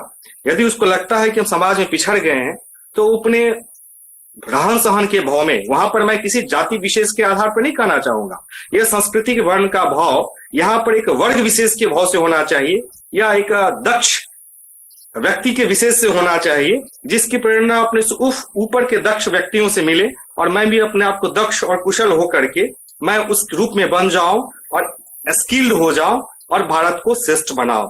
ये निरंतर प्रवाहमान होती आ रही है। और इन सब के बीच में जो मैंने कहा कि हमारा जो सोशल डिजाइन कैसा होना चाहिए जिससे एक श्रेष्ठ भारत, सुसंस्कृत भारत बने, इस सोशल को हमने डिफाइन किया है कि वह सोशल डिजाइन हमारा एस फॉर सस्टेनेबल, यानी कि हमारा सोशल डिजाइन ऐसा हो जो ऐसा है जो सस्टेनेबल है। आज भी हमारी संस्कृतियां, हमारी परंपराएं, रीति रिवाज इस प्रकार की हैं कि हम सस्टेनेबल हैं। वो हमको एक मार्गदर्शन प्रदान करता है कि अपने समाज को, अपने परिवार को, अपने देश को किस प्रकार से आगे बढ़ाएं। अनेक प्रकार के झंझावातों से बीच जब कोई समस्या नहीं रहती है तो तब हमको वही हमारे परंपराएं, रीति रिवाज हमको एक आगे बढ़ने का मार्ग प्रशस्त करती है। इसलिए मैं कहता हूं कि हमारी जो भारतीय संस्कृतियां रही है, हमारी जो भारतीय समाज व्यवस्थाएं रही है, वह सस्टेनेबल रही है और यह सस्टेनेबल हमको निरंतर प्रवाहमान कर रहे हैं। दूसरी जो व्यवस्थाएं थी मैं कहता हूं in order, O S for sustainable, O for एक ऑर्डर, एक ऑर्डर के रूप में, एक क्रम के रूप में हमारी यह समाज की आकार रही है। तीसरा मैं कहता हूं सी, कोहेसिव था। इसके अंदर वो सारी चीजें था, जुड़ाव था, एक संयोजन था, जिस कारण से भारत निरंतर विदेशों की आक्रांताएं के द्वारा कई प्रतिघात किए गए हैं, लेकिन निरंतर वह आज भी अपने आप को उच्च श्रेणी बनाए हुआ है। S for sustainable, O for order, C for cohesive, I for मैं कहता हूं कि हमारा सोशल डिजाइन था वह इंटीग्रेटेड था, यानी एकीकृत था। व्यवस्था में कहीं भी कुछ भेद उत्पन्न होती थी तो कहीं न कहीं फिर जुट सी जाती थी और मिला करके आगे बढ़ती थी सोशल सिस्टम में। किसी को किस प्रकार की समस्याएं हुआ करती थी या कहीं न कहीं बिखराव का माध्यम हुआ करता था या बिखराव कहीं पैदा होता था तो सोशल डिजाइन उसको सोशल इंटीग्रेट कर लेता था। ए फॉर मैं कहा एसेमिलेशन या एडजस्टमेंट। हमारी सोशल डिजाइन जो थी वह क्या करती है कि हर चीज को अपने आप में समाहित कर लेती है, एडजस्ट कर लेती है। और इतनी चीज वर्षों गुजरने के बाद भी प्राचीन काल से अभी तक बहुत सारी ऐसी सामाजिक हमारी व्यवस्थाएं हैं या सिस्टम है, ट्रेडिशन है, कस्टम है, उसमें परिवर्तन होते रहे हैं लेकिन आज भी प्रभावमान है इसी एडजस्टमेंट और एसिमुलेशन की वजह से। एल फॉर जिसको मैं कहता हूं लॉयलिटी या लोयल। हमारी जो संस्कृतियां रही है या हमारी जो समाज व्यवस्थाएं रही है वह लोयल रही है, वफादार रही है, या कहा जाए उसमें एक शुद्धि का भाव रहा है। वह शुद्धि का भाव वो अपने लिए, परिवार के लिए, समाज के लिए, सभी के लिए रहा, देश के लिए रहा, जिस कारण से भारत श्रेष्ठ और सुसंस्कृत रहा है। इतना ही कहने के बाद मैं अपने यहाँ पर अपनी बात को समाप्त करना चाहूंगा। धन्यवाद।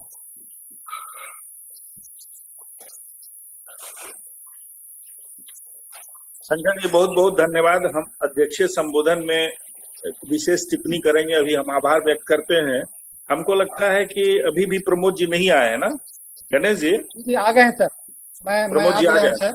हाँ प्रमोद जी, आपका बहुत बहुत अभिनंदन। और आप ही का इंतजार कर रहे थे और जो व्यवस्था है उसमें शिक्षक को मीटिंग में रहना कितना अनिवार्य होता है।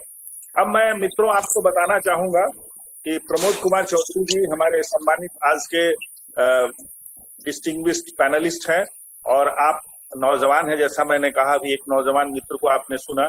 आप एक HOD भी रहे हैं सोशियोलॉजी विभाग मगध यूनिवर्सिटी के। और कमाल की बात यह है कि इनको इतना रिकॉग्निशन इस कम उम्र में मिला। Convener of RC20 all India sociological society conference में ऑर्गेनाइज जो किया था केरला में, उसके कन्वीनर भी थे। और कमाल की बात ये कि जिस समाज से आप आते हैं, जिसको बहुत जिल्लत झेलनी पड़ी, उन्होंने बहुत सारी डिग्रियां हासिल की। MBA की डिग्री और मार्केटिंग में किसी को हासिल हो जाती है तो लाखों करोड़ों कमाने में निकल जाता है। लेकिन अम्बेडकर की तरह ही सारी डिग्रियों के बावजूद कहीं भी जा सकते थे। शिक्षा को आधार चुना, शिक्षा के प्रति जो इनका अनुराग है। मेरा इनके साथ क्या संबंध है वो खुद ही बताएंगे।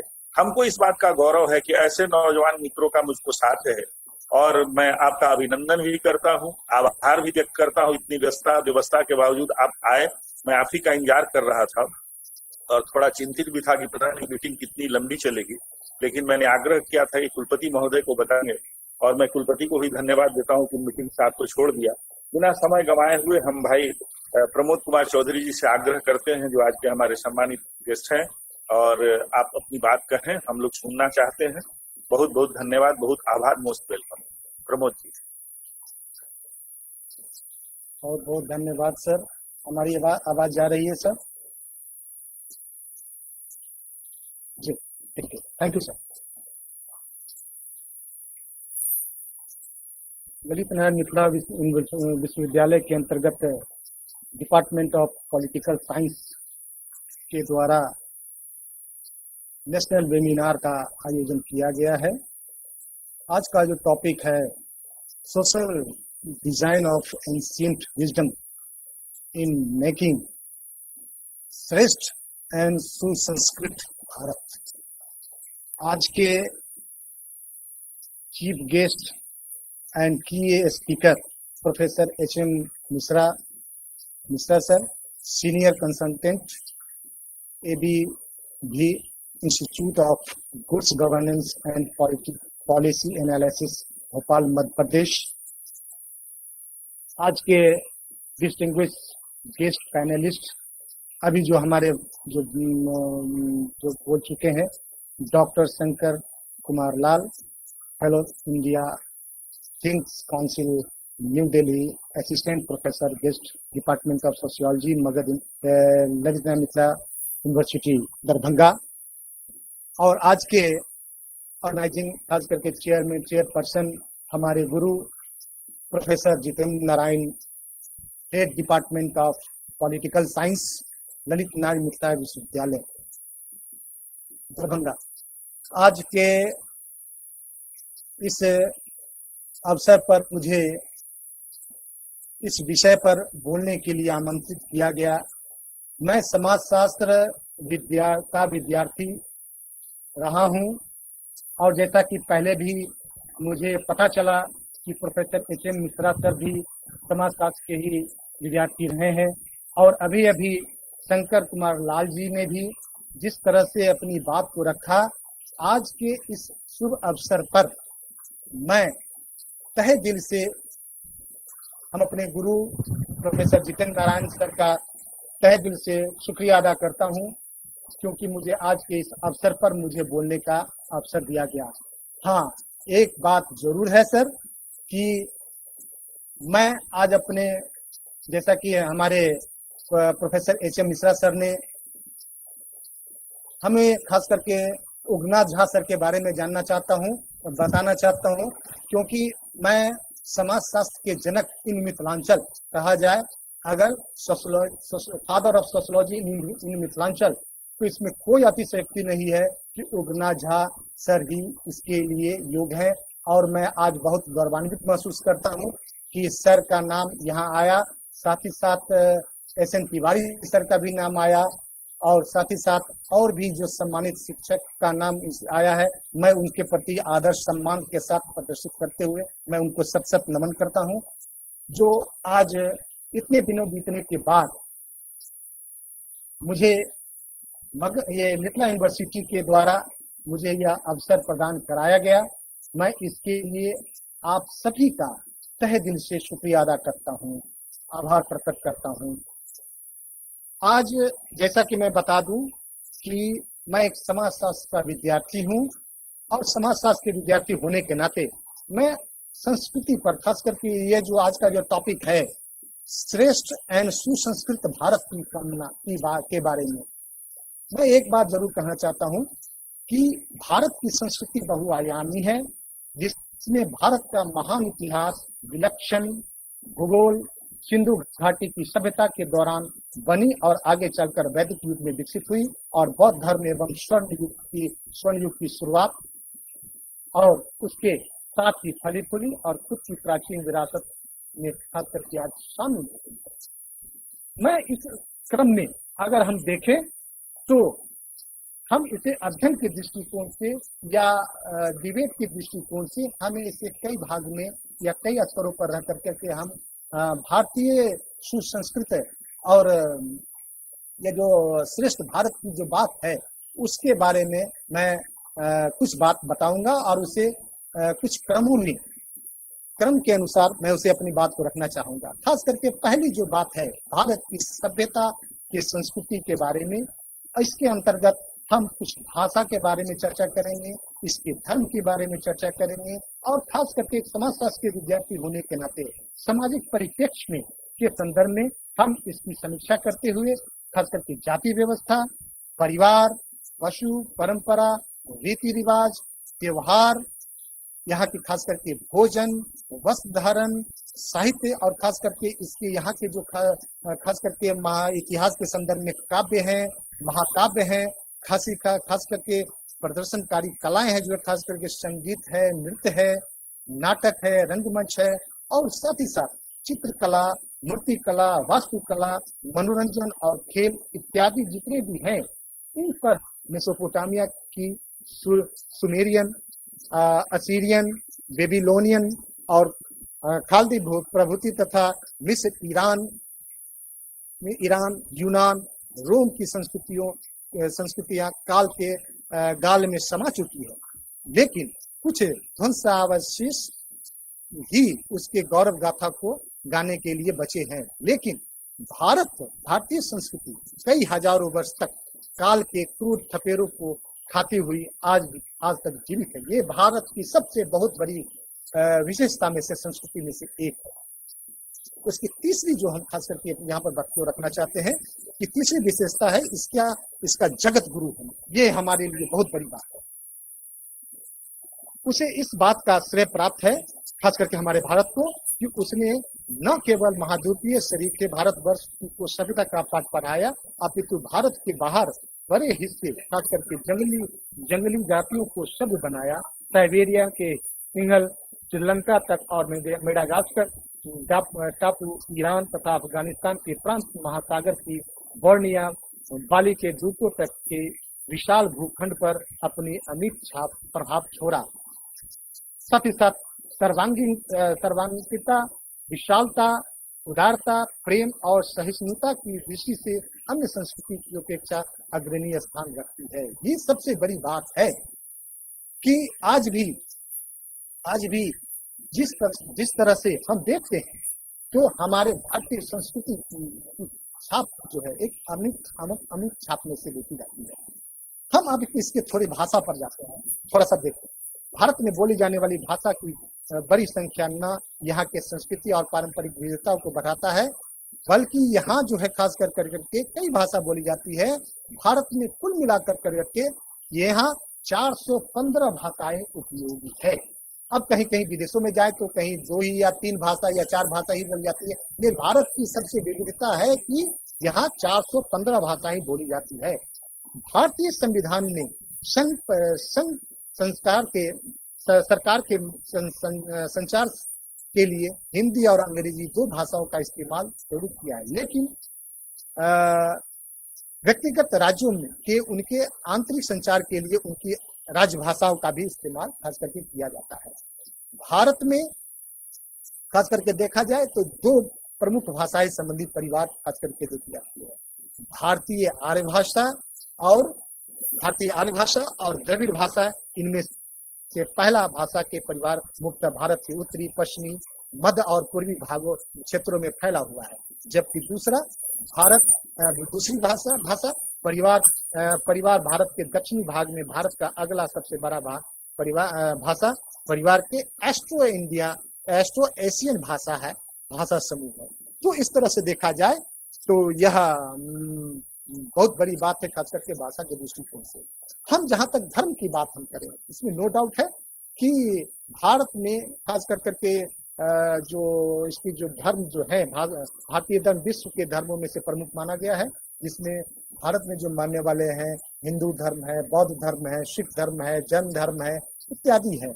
लेकिन आज भी हिंदू धर्म और बौद्ध धर्म क्रमशः दुनिया में तीसरी और चौथे सबसे बड़े धर्म से है, जिसमें से लगभग 1.4 अरब अनुयायी साथ में रहते हैं। ये सबसे बड़ी बात खास करके देखी जाती है। विश्व भर में भारत में धर्मों के में विभिन्नता सबसे ज्यादा है, जिनमें कुछ सबसे कट्टर धार्मिक संस्थाएं सांस्कृतिक शामिल हैं, जो यह कहीं न कहीं हमारे विविधता में यह कहीं न कहीं यह प्रश्न चिन्ह लगाता है। हम इस संदर्भ में देखते हैं तो बौद्ध धर्म का केवल भारत में ही नहीं बल्कि पूरे विश्व में प्रभाव है, तो यह हमारे लिए बहुत बड़ी बात है। साथ ही साथ हम थोड़ा सा हम समाजशास्त्र के विद्यार्थी हैं और समाजशास्त्र के विद्यार्थी होने के नाते खास करके मैं कुछ बात को रखना चाहता हूं। यहाँ पर खास कर करके वर्ष और धर्म प्रधान अर्थात परिवार मुद्दे को के बारे में कुछ रखना चाहता हूँ। विकासशील देशों में भारत के अपनी निम्न स्तर की भौगोलिक और व्यावसायिक गतिशीलता की वजह से वृहद रूप से दर्शनीय है। खास कर करके यहाँ जो देखा जाता है कि यहाँ की जो जाति व्यवस्था है, भारतीय परंपरागत संस्कृति अपेक्षाकृत कठोर सामाजिक पदानुक्रमण द्वारा परिभाषित किया गया है। भारतीय जाति प्रथा भारतीय उपमहाद्वीप में सामाजिक वर्गीकरण और सामाजिक प्रतिबंधों का वर्णन करती है। साथ ही साथ एक चीज और यहाँ पर कहेंगे कि भारतीय संविधान में समाजवाद, धर्मनिरपेक्षता, लोकतंत्र जैसे सिद्धांतों को ध्यान में रखते हुए जाति के ऊपर आधारित भेदभाव की को गैर कानूनी घोषित कर दिया है। बड़े शहरों में ज्यादातर इन जाति बंधनों को तोड़ दिया है। हालांकि ये आज भी देश के ग्रामीण क्षेत्रों में विद्यमान है, फिर भी आधुनिक भारत में जाति व्यवस्था जाति के आधार पर बांटने वाले राजनीति और अलग अलग तरीके के सामाजिक धारणाओं जैसे कई रूप में जीवित है और यह प्रबल भी होता जा रहा है, जो कहीं न कहीं हमारे भारतीय संस्कृति पर यह प्रश्न चिन्ह लगाता है। जैसा कि हम लोग यहाँ पर जानते हैं कि यहाँ जाति व्यवस्था के अंतर्गत खास करके 4 व्यवस्था की गई है, ब्राह्मण, क्षत्रिय, वैश्य और शूद्र की बात कही है। इसके नीचे भी खास करके एक दलित समाज है, जिसे हिंदू शास्त्र और हिंदू कानून के अनुसार अछूत दलित के रूप में माना जाता है। हालांकि इस प्रणाली को भारतीय संविधान के गैर कानूनी के जरिए अब गैर कानूनी घोषित कर दिया गया है। लेकिन मैं कहीं न कहीं हम जब अपने भारतीय संस्कृति को देखते हैं और कहीं न कहीं जब आए दिन जो कुछ घटनाएं घटित होते रहता है, तो ऐसी स्थिति में कहीं न कहीं इस पर प्रश्न चिन्ह लगता है, जिस पर हमारे भारतीय संस्कृति पर कहीं न कहीं एक प्रश्न चिन्ह लगने लगा है। स्वतंत्र भारत में जातिवाद से प्रेरित हिंसा और घृणा अपराध को बहुत ज्यादा खास करके देखी जा रही है। ये भी बहुत बड़ी खास करके बात है, जो कहीं न कहीं हमारे श्रेष्ठ भारत और सुसंस्कृत भारत पर कहीं न कहीं चिन्ह लगाता है। लेकिन एक चीज तो जरूर है कि जहां तक वैवाहिक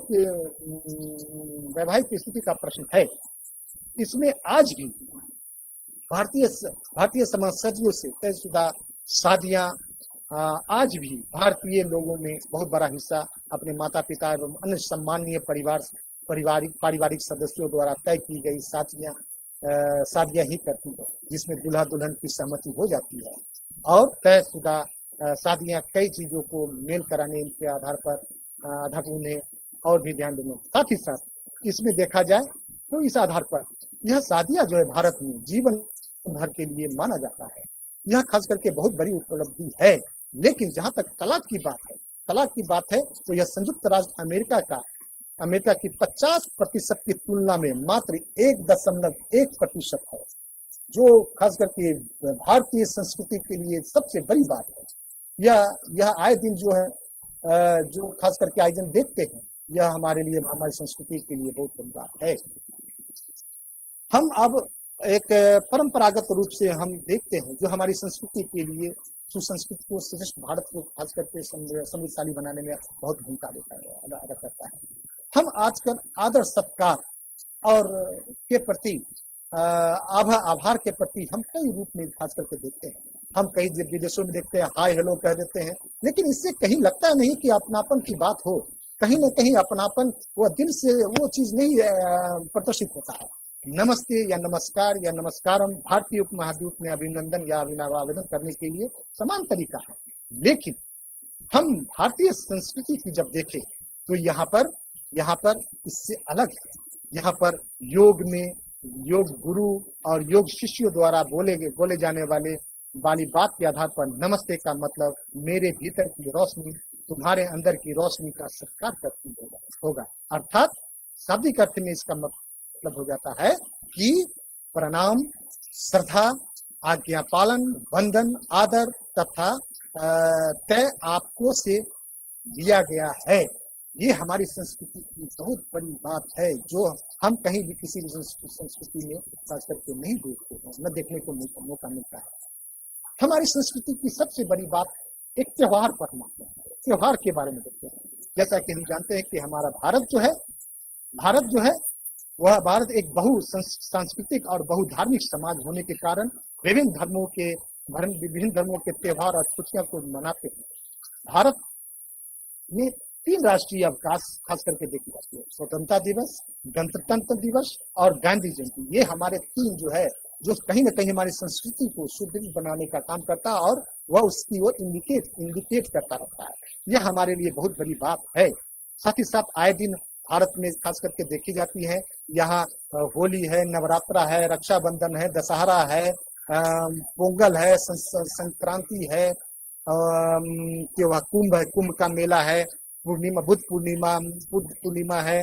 आए दिन विभिन्न धर्मों में खास करके ईद उल फितर है, ईद उल जोहा है, रमजान है। ये सब हमारे लिए बहुत बड़ी बात खास करके भारतीय संस्कृति में है जो कभी खास करके दिखाई नहीं देती है। खास करके हम भोजन पर भी थोड़ा सा हम आते हैं जो हमारे भारतीय संस्कृति के लिए सबसे बड़ी बात है। भोजन भारतीय संस्कृति का एक महत्वपूर्ण हिस्सा है जो रोजमर्रा के साथ साथ त्योहारों में भी एक महत्वपूर्ण भूमिका अदा करती है। कई परिवार में हर रोज का मुख्य भोजन 2 से 3 दौर में कई तरह की चटनी, अचार के साथ रोटी, चावल के रूप में कार्बोहाइड्रेट्स के बड़े अंश के साथ मिष्ठान के साथ लिया जाता है। भोजन एक भारतीय परिवार के लिए सिर्फ खाने के तौर पर नहीं बल्कि कई परिवारों के साथ एकत्रित होने वाले सामाजिक संसर्ग बढ़ाने के लिए महत्वपूर्ण है। ये हमारे संस्कृति की सबसे बड़ी बात है। चाहे वो गेस्ट के रूप में किसी को बुलावे या परिवार के साथ हम लोग सब करें, यह उसका जो खाने की जो तरीका है, जो उसमें जो मिठास है, वो कहीं संस्कृति में नहीं मिलेगी। यह हमारी भारतीय संस्कृति की सबसे बड़ी देन है। हम वस्त्र धारण पर करते हैं, इसमें नो डाउट कि आज जो खास करके वेस्टर्न कल्चर की बात हम लोग देखते हैं, हमारी संस्कृति में महिलाओं का, पुरुषों का धोती कुर्ता, साड़ी, ब्लाउज, आजकल का जो सलवार समीज जो आया, जो हमारे शरीर को तंग ढकता और उसकी सुंदरता जो है वो बनाने का काम करता है। तो यह वस्त्र धारण जो है वह भी हमारे लिए बहुत ही महत्वपूर्ण है। हम इसके संदर्भ में थोड़ा सा और देखें कि हमारा जीवन संस्कृति के अंतर्गत कुछ रंगमंच से भी जुड़ा हुआ है। खास करके रंगमंच से भी जुड़ा हुआ है। खास करके इस संदर्भ में भारतीय संस्कृति और नृत्य के साथ साथ भारतीय नाटक और थिएटर का भी अपने लंबा इतिहास खास करके रहा है। हम इस संदर्भ में कालिदास के नाटक शकुंतला और मेघदूत के बारे में चर्चा हम लोग कर सकते हैं। तो इससे स्पष्ट हो जाता है, खास करके भिखारी ठाकुर की बात हम लोग जब करें तो इससे और भी स्पष्ट हो जाता है कि हमारी भारतीय संस्कृति में कैसी है। नृत्य की बात करें तो बहुत सारे यहाँ है, भाकरा है, छऊ नृत्य है। हमारे समय ये हमारे मिथिलांचल में खास करके जट जटिन की बात है। तो कई तरह से है जो हमारी संस्कृति को वह कहीं न कहीं रेखांकित करता है, जो सुसंस्कृत बनाने में बहुत अहम भूमिका अदा करती है। हम इसके संदर्भ में कुछ खास करके चित्रकारी के बारे में भी हम लोग चर्चा करेंगे। खास करके हम जो प्राचीन कालीन जो है उसमें हम खास करके चित्रकारी में देखते हैं भारतीय चित्रकला की सबसे शुरुआती जो कृतियां हैं ऐसे पूर्व ऐतिहासिक काल में खास करके रॉक पेंटिंग के रूप में भीमबेटका का जैसे इन सब जगह पर है। अजंता की बात हम करें, बाघ की एलोरा और इस तरह सब जब हम देखें तो कुछ मध्यकालीन कला में हिंदू बौद्ध तथा जैन में भी खास करके देखी जाती है, जो इससे बामियान वगैरह में कर देखी गई, जो इससे हम लोग को समझना चाहिए, समझने की आवश्यकता है। उसी तरह से हमारा भारत में भी खास करके बिहार में मधुबनी की पेंटिंग जो है वो भी कहीं ना कहीं इंडिकेट करता है। साथ ही साथ मैसूर का है, राजपूत चित्रकला है, तंजौर का चित्रकला, ये कहीं ना कहीं हमारी संस्कृति को जो है वह रेखांकित करने का प्रयास करता है। उसी संदर्भ में हम थोड़ा सा हम मूर्ति कला की बात भी करते हैं। भारत की पहली मूर्ति कला के नमूने सिंधु घाटी सभ्यता के जमाने के हैं, जहां पत्थर और पीतल की आकृतियों की खोज की गई है। जब हिंदू धर्म, बौद्ध धर्म तथा जैन धर्म का और विकास हुआ, भारत के मंदिरों में पीतल की कुछ बृहद जटिल नक्काशियों के नमूने बने। कुछ विशालकाय मंदिर जैसे कि एलोरा ऐसे भी थे जिन्हें शिलाखंड से नहीं बल्कि विशालकाय चट्टानों को काट करके बनाया गया। ये संस्कृति जो है हमारे भारत की सबसे विशालतम में से है, प्राचीनतम में से है और बहुत प्रसिद्ध है, जो कहीं ना कहीं हमारे संस्कृति को या प्रदर्शित करने में बहुत भूमिका अदा करती है। हम इस संदर्भ में खास कर हम कुछ अपने दार्शनिक के बारे में थोड़ा सा हम लोग चर्चा करें। हम स्वामी विवेकानंद, जैसा कि हमारे मिश्रा सर ने भी बताया कि स्वामी विवेकानंद ने जिस तरह से 19वीं सदी में सबसे प्रसिद्ध और प्रभावशाली समाज सुधार में खास करके और भारत की एक अलग छाप उन्होंने छोड़ा था। उन्होंने खास करके विभिन्न युगों के दौरान भारतीय दर्शन का पूरा विश्व, विशेषकर पूरे पूर्व में काफी प्रभाव पड़ा है। वैदिक काल के बाद 2500 करीब 25,000 सालों में दर्शन के कई विभिन्न अनुयायी वर्ग जैसे कि बौद्ध धर्म, हिंदू धर्म के कई संप्रदाय विकसित हुए हैं। हालांकि भारत में भी तर्कवाद, बुद्धिवाद, विज्ञान, गणित, भौतिक, नास्तिकता, अज्ञेयवाद आदि की कुछ सबसे पुरानी और सबसे प्रभावशाली धर्मनिरपेक्ष परंपराओं को जन्म दिया है, जो कई बार इस वजह से अनदेखी कर दी जाती है, क्योंकि भारत बारे में एक लोकप्रिय धारणा है कि भारत एक भय है और एक रहस्यमयी देश है। ये सबसे बड़ी बात हमारे भारत के लिए यह देखी जा रही है।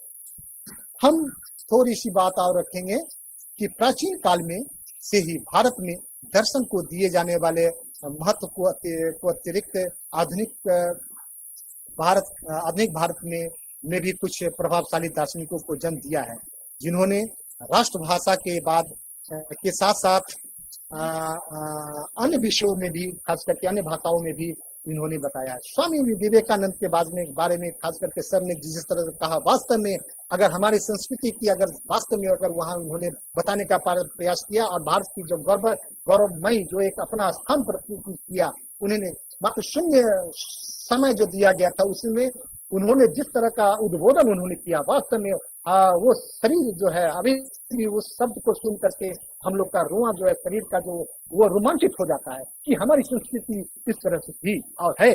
खास करके उन्होंने विवेकानंद अमेरिका गए और वहां उन्होंने विश्व धर्म संसद में हिस्सा लिया। उन्होंने अपनी धरती हिला देने वाले और कहिए तो अत्यंत प्रभावशाली वक्तव्य से सबको प्रभावित किया था। और इस तरह से वहाँ खास करके इस दर्शन के बारे में सबका सब भारतीय दर्शन के बारे में उन्होंने साक्षात कराया था। तो इस तरह से देखा जाए तो हमारा भारत का जो संस्कृति जो है, लेकिन अब हम थोड़ा सा यहाँ पर आ रहे हैं। थोड़ी हम जिस अनुपात में खास करके हम हमारे भारतीय संस्कृति की बात हम लोग करते हैं, तो एक बात जरूर हम कहेंगे कि हम लोग अब परंपरागत नहीं बल्कि वैज्ञानिक एज में हम लोग जी रहे हैं। और वर्तमान समय में जो हमारी जो रिसेंट की जो सोशल सिस्टम है, यह कहीं न कहीं हम पर प्रश्न चिन्ह लगाते जा रहा है, हम संस्कृति के अंतर्गत भौतिक संस्कृति और अभौतिक संस्कृति की बात करते हैं। भौतिक संस्कृति को अपने अपने आप में हम अपने उपयोग के लिए तो बनाए, लेकिन अभौतिक संस्कृति के अंतर्गत कुछ ऐसी मान्यताएं हैं, विश्वास है, अंधविश्वास है, जिसके कारण हम पर कहीं न कहीं प्रश्न चिन्ह उठता है, जिसको बढ़ावा देने के लिए हम समझते हैं ये मेरा मानना है, ये मेरा मानना है, इस पर किसी का कुछ हम नहीं प्रश्न कहेंगे। कहीं न कहीं कुछ स्वार्थी तत्व जो है, हम कहीं न कहीं स्वार्थी तत्व के कारण इसको आज इस तरह से कर दिया, जिसके कारण आज भारत की छवि जो है, भारत की संस्कृति पर प्रश्न चिन्ह उठने लगा है। इसलिए हम चाहेंगे कि अभौतिक संस्कृति के अंतर्गत जो व्यवस्था है, जो विश्वास है, उसको सही तरह से उसको अगर प्रदर्शित करें, रखें, तो हम समझते हैं कि अच्छी तरह से हो सकता है। हमारे भारतीय प्रधानमंत्री मेक इन इंडिया की बात करते हैं, मीन्स क्या, साइंटिफिक एज की बात करते हैं। हम परंपरागत की बात करें तो ठीक है, हमारी संस्कृति है, लेकिन हम साइंटिफिक एज की बात करते हैं तो हमारा समाज विकसित हो रहा है, विकास के क्रम में है। अगला आने वाले समय में सभी राष्ट्र जो है वह हमारी ओर देख रहा है, हमारी तरफ देख रहा है कि क्या भारत जो है आज सभी क्षेत्रों में, चाहे वो सामाजिक क्षेत्र हो, आर्थिक क्षेत्र हो, राजनीतिक क्षेत्र हो, वैज्ञानिक क्षेत्र हो, सभी चीजों में आज हम हर एक मोर्चे पर हम अपनी उपस्थिति दर्ज करा रहे हैं।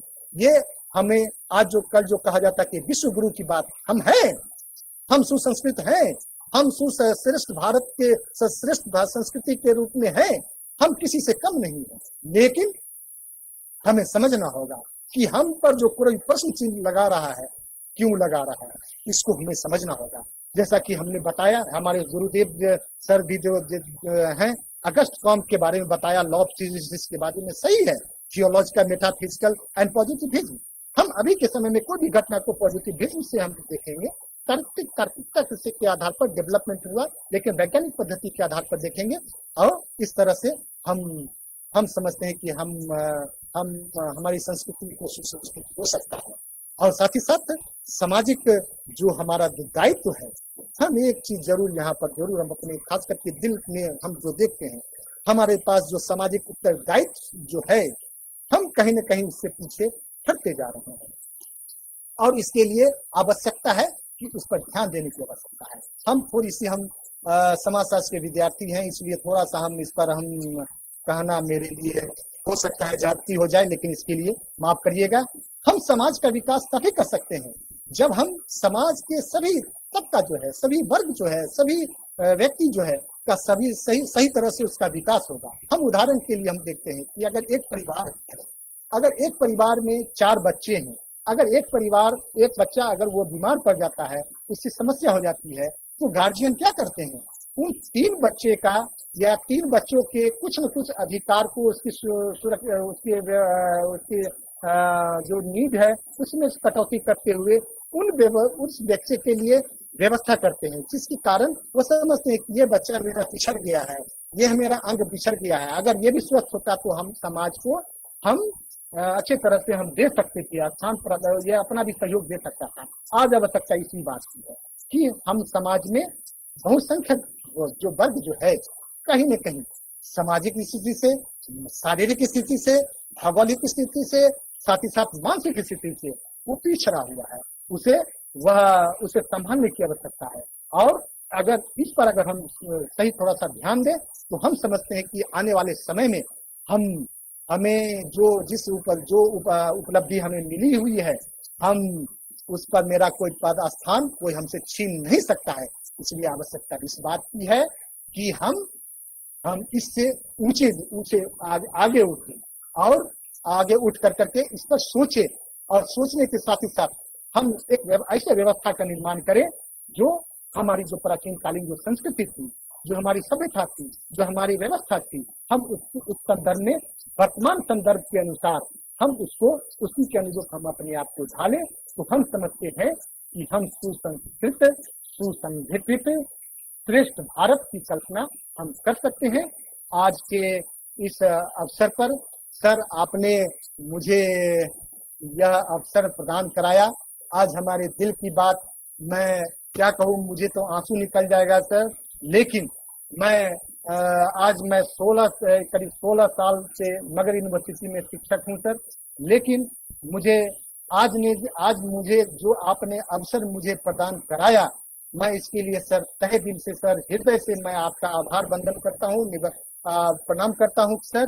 क्योंकि मैं समाजशास्त्र का विद्यार्थी हूँ और मुझे हमेशा इच्छा रहती थी कि मैं जिस मिट्टी से हूँ, जिस संस्कृति से मैं पला पड़ा हूँ, क्या मैं उस संस्कृति के बारे में, मैं जहाँ अपना योगदान दे रहा हूँ, क्या मैं अपनी संस्कृति से की छाप मैं अपने समाज को नहीं दे सकता, मैं अपने परिवार में नहीं दे सकता, जहाँ से मैं वहाँ से आया हूँ।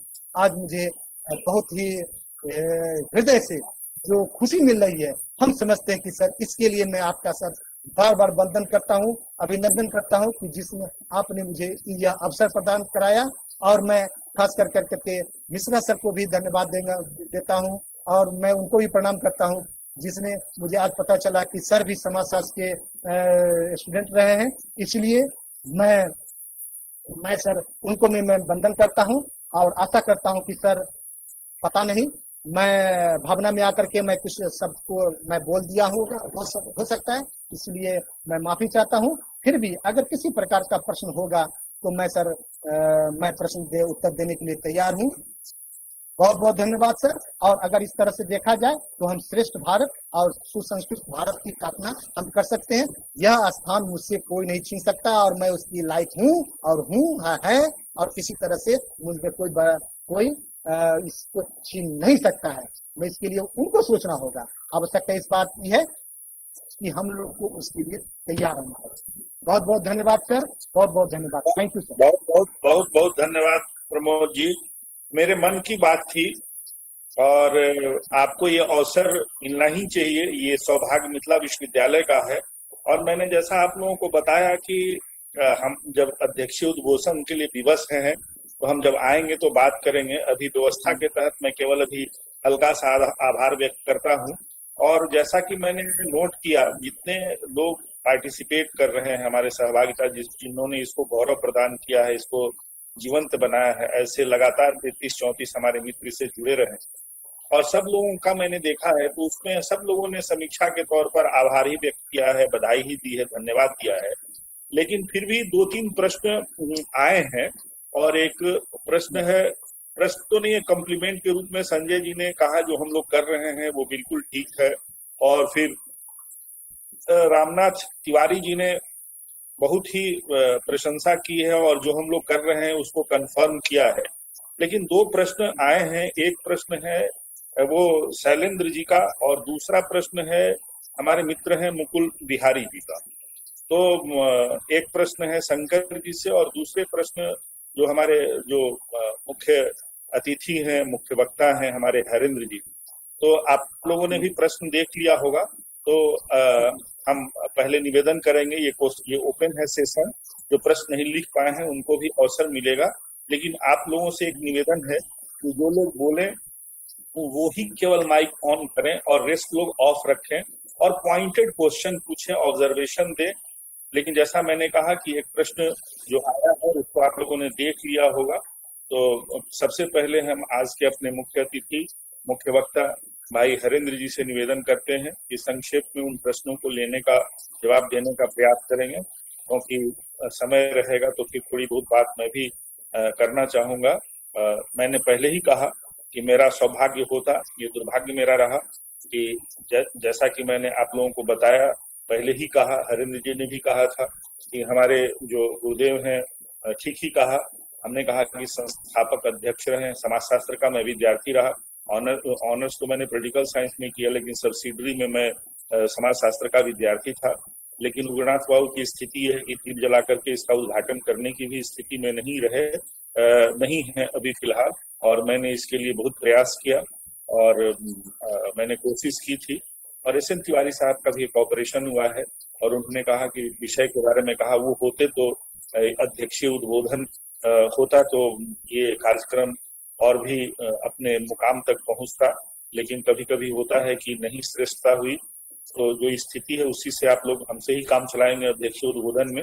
लेकिन फिलहाल ये क्वेश्चन सेशन है और इसमें जैसा मैंने कहा है कि इसके विशेषज्ञ ही हैं हरेंद्र जी, आपने देख लिया होगा।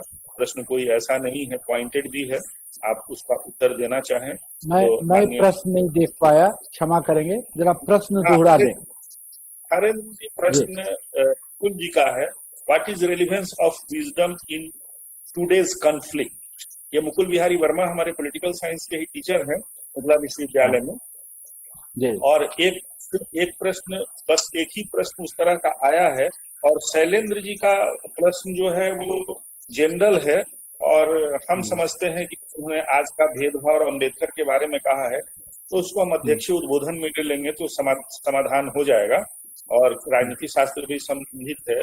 और फिर मुकुल जी ने भी एक और प्रश्न किया है कि जो चेंजेस अभी हैं वो समाज में जो हो रहे हैं, क्या वो डिजायरेबल है कि नहीं है। वैसे उन्होंने शंकर लाल जी को संबोधित करते हुए कहा है, लेकिन आप सबसे श्रेष्ठ भी है इसमें, दोनों नौजवान मित्रों के हमारे मित्र हैं, तो आप इसको टिकअप कर लें संक्षेप। यही दो प्रश्न एक तरह से आए हैं, मैं जो देख पाया जी। जो प्रश्न है बड़ा समीचीन है, जो in the contemporary conflict situation what role the wisdom can play, हमारी बुद्धिमत्ता जो है क्या उसकी क्या भूमिका हो सकती है। मैं सिर्फ एक ही उत्तर दूंगा, मैंने इशारा किया था, और मैं अपने साथी से एक निवेदन करूंगा, जो फुकुयामा ने 92 में वो किताब लिखी है, the end of history and the last man. 91 में जब डिबैकल हुआ सोवियत रशिया का, he is an American political scientist, तो उसने जो है विजडम की जो बात कही है वो कम्युनिटेरियन गवर्नमेंट की जो बात कही, कॉन्फ्लिक्ट में उन्होंने ये बात रखी है, is it A time to borrow some concept and ideas from traditional ancient Indian wisdom, and he recalls, और बहुत ही स्पेसिफिकली उन्होंने कहा है, जो it is a time for a communitarian government. To conclude,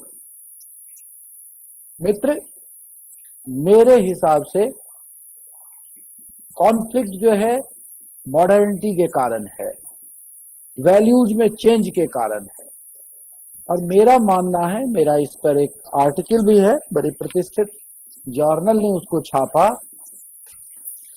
wisdom is tradition, conflict is modern, और मैं उसको conclude करता हूं, tradition and modernity, quote and quote, tradition and modernity is not antagonistic to each other. I repeat, tradition and modernity is not antagonistic to each other. Tradition shapes the modernity and modernity modifies the tradition. Thank you for the wonderful question, and thanks a lot, Harenji, for the kind of response you have. You are expected to have this kind of response. Thanks a lot. Anyone with any question but pointed question, आप raise करेंगे हाथ और mic on करें if you have, otherwise I will proceed further. किसी के पास कोई प्रश्न है? नहीं, तो आप लोगों की अनुमति से आगे की कार्यवाही में मैं सबसे पहले अध्यक्ष के नाते अपने नौजवान मित्रों और भाई हरेंद्र जी मैं बहुत आभार और धन्यवाद व्यक्त करता हूं। जिस तरह की गंभीर चर्चा की, बहुत स्पष्ट निकलता है कि भारतीय जो हमारी परंपरा है वो ये जो इंटेलेक्ट है उससे बेहतरीन है। हमारे यहाँ एक भोजपुरी में एक शब्द कहा गया, बिन बुद्धि, संस्कृत में बिन बुद्धि जड़ो विद्या। तो विद्या जो प्राप्त कर लेते हैं, जो पाश्चात्य संस्कृति की संपूर्ण अवधारणा आपकी, क्यों ये विषय मैंने रखा, क्योंकि मार्क्स ने एक बात, जब वर्ल्ड हिस्ट्री पर वो काम कर रहा था तो उसने एक बात बहुत संजीदगी से, बड़ा ईमानदार आदमी था, वो गरीबों के लिए वास्तव में चिंतित था। जैसे अम्बेडकर दलित समाज की जो अवस्था थी, जितना उसके साथ जाती हुई, बहुत ईमानदारी और सिंसेरिटी से वह व्यक्ति आजीवन लगा रहा। उसी तरह से मार्क्स भी मजदूरों के बारे में चिंतित था, जो इंग्लैंड में उसने देखा तो बड़ी सिंसियरिटी से काम किया। लेकिन उसके चिंता, जब वर्ल्ड की हिस्ट्री देख रहा था तो उसको हिंदुस्तान की हिस्ट्री समझ में नहीं आई। इसलिए नहीं समझ में आई कि उसको लगा कि साहब ये इतने वर्षों से इतना संपन्न राष्ट्र है और इसमें इतनी अच्छी व्यवस्था चल रही है कि संघर्ष क्यों नहीं हुआ। उसके समझ में नहीं आया, तो इसने ईमानदारी से इस बात को स्वीकार किया कि साहब ये लड़ाई झगड़ा, अगर लड़ाई झगड़ा होगा प्रमोद जी मित्रों, तो वो वहां कभी भी कोई अच्छा काम नहीं हो सकता है, वहां वैभव नहीं आ सकता है, संघर्ष की स्थिति में कोई निर्माण नहीं हो सकता है। इसीलिए बहुत तर्क करने की जरूरत नहीं, उसने ये मान लिया। और उसको नहीं पता था, उसने बहुत कोशिश की लेकिन उसको समझ नहीं पाया। जैसे प्लेटो ने बहुत कोशिश की, विल डुरांट लिखता है हिस्ट्री ऑफ फिलॉसफी में कि वो आया था, might have visit Gangetic region, थोड़ी सी बात उठा करके बोले गया, उसकी चर्चा मैं करूंगा, और जिसके वजह से वो इतना बड़ा राजनीति शास्त्र का विद्वान माना जाता है। मित्रों, मैं केवल इतना कहना चाहता हूँ, हरेंद्र जी आपने जो बातें कही उसके बारे में, जिस तरह से हायरार्किकल सिस्टम किस तरह से आया, पूरी इतिहास को आपने पलट करके एक बार हम लोगों को उसका दिग्दर्शन आपने कराया, और उसके माध्यम से ये बताने की कोशिश की कि हिंदुस्तान की जो विजडम है, that is refined one, intellect केवल नहीं है, और बुद्धि का मतलब डीप इंसाइट होता है। हमारे पूर्वजों की अंतर्दृष्टि थी, जिस तरह की उन्होंने सामाजिक रचना की, जिसमें परिवार की भूमिका को, मैं तो प्रमोद जी हमारे यंग हैं और शंकर लाल जी, लेकिन जिस तरह से आप लोगों ने विषय को रखा और जिस तरह से हम वास्तव में, प्रमोद जी मैं आपके बारे में बाद में कहूंगा, पहले अभी हरेंद्र जी पर मैं टिप्पणी करने के क्रम में ये बात कह रहा हूँ कि आप लोगों ने जिस तरह से कॉम्प्लीमेंट किया, और हरेंद्र जी जानते थे कि दो नौजवान मित्र हमारे हैं, उनको अवसर मिले नहीं तो वो तो घंटों बोल सकते हैं, उनको इतना अनुभव है, लेकिन जो बातें आपने रखी उसके लिए मैं आपको क्या कहूं,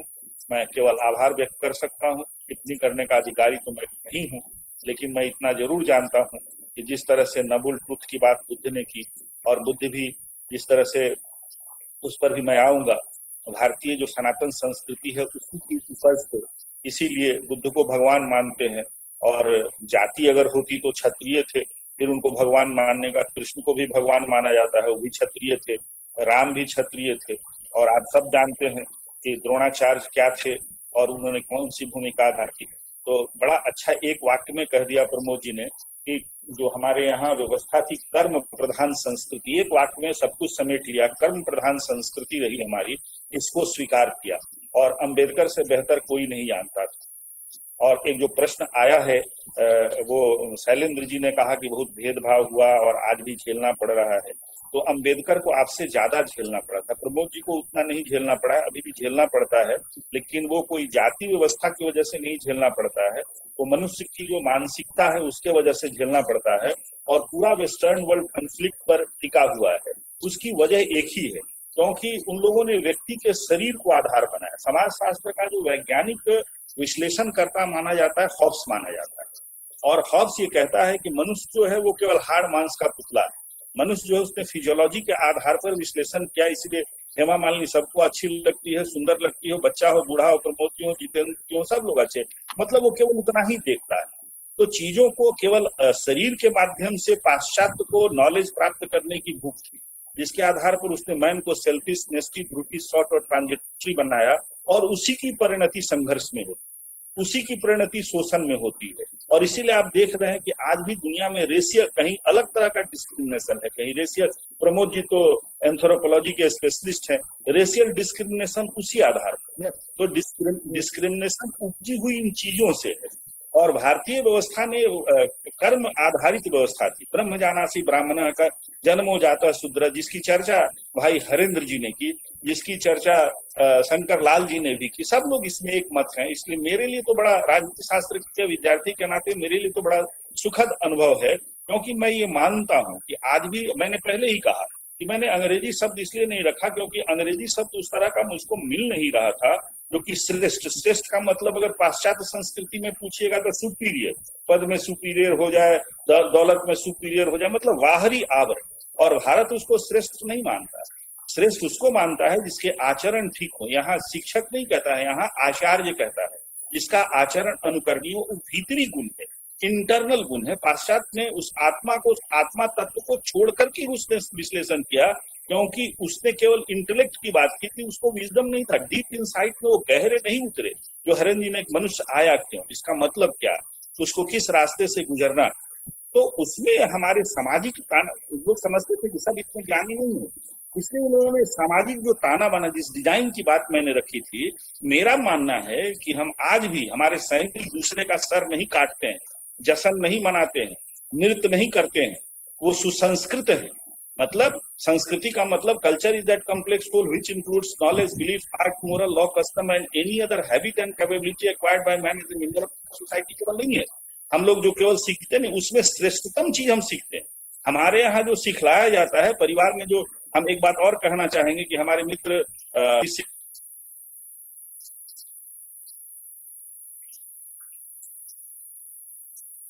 ब्यूटी की अभी प्रमोद जी की मैं चर्चा कर रहा था। एक दिन वो आए अपने बेटा के साथ। मैं बताता हूँ कि भारतीय संस्कृति का निर्माण हमारा सामाजिक डिजाइन का था, उसका एक बहुत अच्छा बेहतरीन उदाहरण है। परिवार की जो चर्चा हुई, परिवार हिंदुस्तान का, प्रमोद जी ने भी उसकी चर्चा की है, शंकर जी ने भी चर्चा की है, और भाई हरन जी ने तो पूरी चर्चा की है, और उनको समय भी था इसलिए उन्होंने, और इन लोगों ने तो केवल एक सप्लीमेंट करना चाहा। एक रोज प्रमोद जी आए मेरे पास और उन्होंने प्रणाम किया और बेटे के साथ भी आए। उन्होंने कहा कि मैं किस बैच में आप थे? तो कहा कि नहीं सर, मैं पॉलिटिकल साइंस का विद्यार्थी नहीं हूँ। तो आप बोल रहे हैं कि आप हमारे विद्यार्थी हैं? तो जी सर, आप एससी और एसटी में जो कॉम्पिटिटिव जो कोचिंग जो क्लासेस लेते थे, और आपको सुनकर समझकर और आपकी प्रेरणा से आज मैं बड़ा प्रतिष्ठित प्रोफेसर हुआ। जब घर में मैं देखिए आप क्या उन्होंने कहा वो भूल गया हूँ, मैं याद दिलाता हूँ कि मैं अपने घर में चर्चा करता था तो मेरे बेटे को जिज्ञासा हो गई कि आपके गुरु कैसे हैं, मैं चलिए मैं आपसे मिलता। ऐसे मेरे बहुत सारे विद्यार्थी परिवार मिलने मुझसे आए। आप देखिए, जब बच्चों के सामने गुरु के किसी चरित्र की चर्चा होगी तो उस बच्चे में जो संस्कार आएगा, वो संस्कार जो है सो कि वो पाश्चात्य संस्कृति नहीं, जो कि कपड़ा पहन लिया, बढ़िया बढ़िया भोजन कर लिया, कांटा चम्मच से खा लिया, बढ़िया गाड़ी में चल कहते हैं बड़ा ये संस्कृत है। नहीं, हम लोग उसको नहीं मानते हैं। हम लोग मानते हैं कि उसको देखने के बाद उसकी जो विनम्रता है, उसकी जो सादगी है, उसका जो त्याग है, उसका समाज जो है, तो इसका निर्माण करने वाली संस्था हिंदुस्तान में जो रही, सामाजिक जो डिजाइन परिवार का रहा, दुनिया में सब लोगों ने, हम तमाम जो तीनों हमारे मित्र हैं, इन तीनों लोगों के प्रति मैं आभार व्यक्त करता हूँ। इसमें कोई डिस्प्यूट नहीं है। आपने उसी रूप में स्वीकार किया जिस रूप में डिजाइन हमारे पूर्वजों ने, हमारा एंशिएंट विजडम ने तैयार किया था। अरस्तु बड़ा विद्वान हुआ राजनीति विज्ञान का मित्रों, उसने परिवार को उसने भी माना, उसका गुरु नहीं माना। तो कहा कि नहीं, परिवार राजा को नहीं होना चाहिए, इसीलिए अव्यवहारिक हो गया, उसका शिष्य व्यवहारिक हुआ। और इसलिए व्यवहारिक हुआ क्योंकि उसका जो शिष्य था अलेक्जेंडर, यहाँ से किताब मंगा करके पढ़ा और समझा हिंदुस्तान को। उसकी लाइब्रेरी दुनिया की सबसे बड़ी, अपनी हिंदुस्तान की लाइब्रेरी को छोड़ दिया जाए, पाश्चात्य दुनिया में सबसे बड़ी लाइब्रेरी उसकी। और लाइब्रेरी साइंस में जो पढ़ते हैं उनसे पूछिएगा, उसने अपने कोडिफिकेशन करना शुरू किया, क्लासिफिकेशन, इतनी किताबें उसके पास है। इसलिए उसको मालूम था, इसलिए उसने परिवार को, उसने भी प्रारंभिक इकाई मानी है मित्र। लेकिन परिवार में क्या मानता है?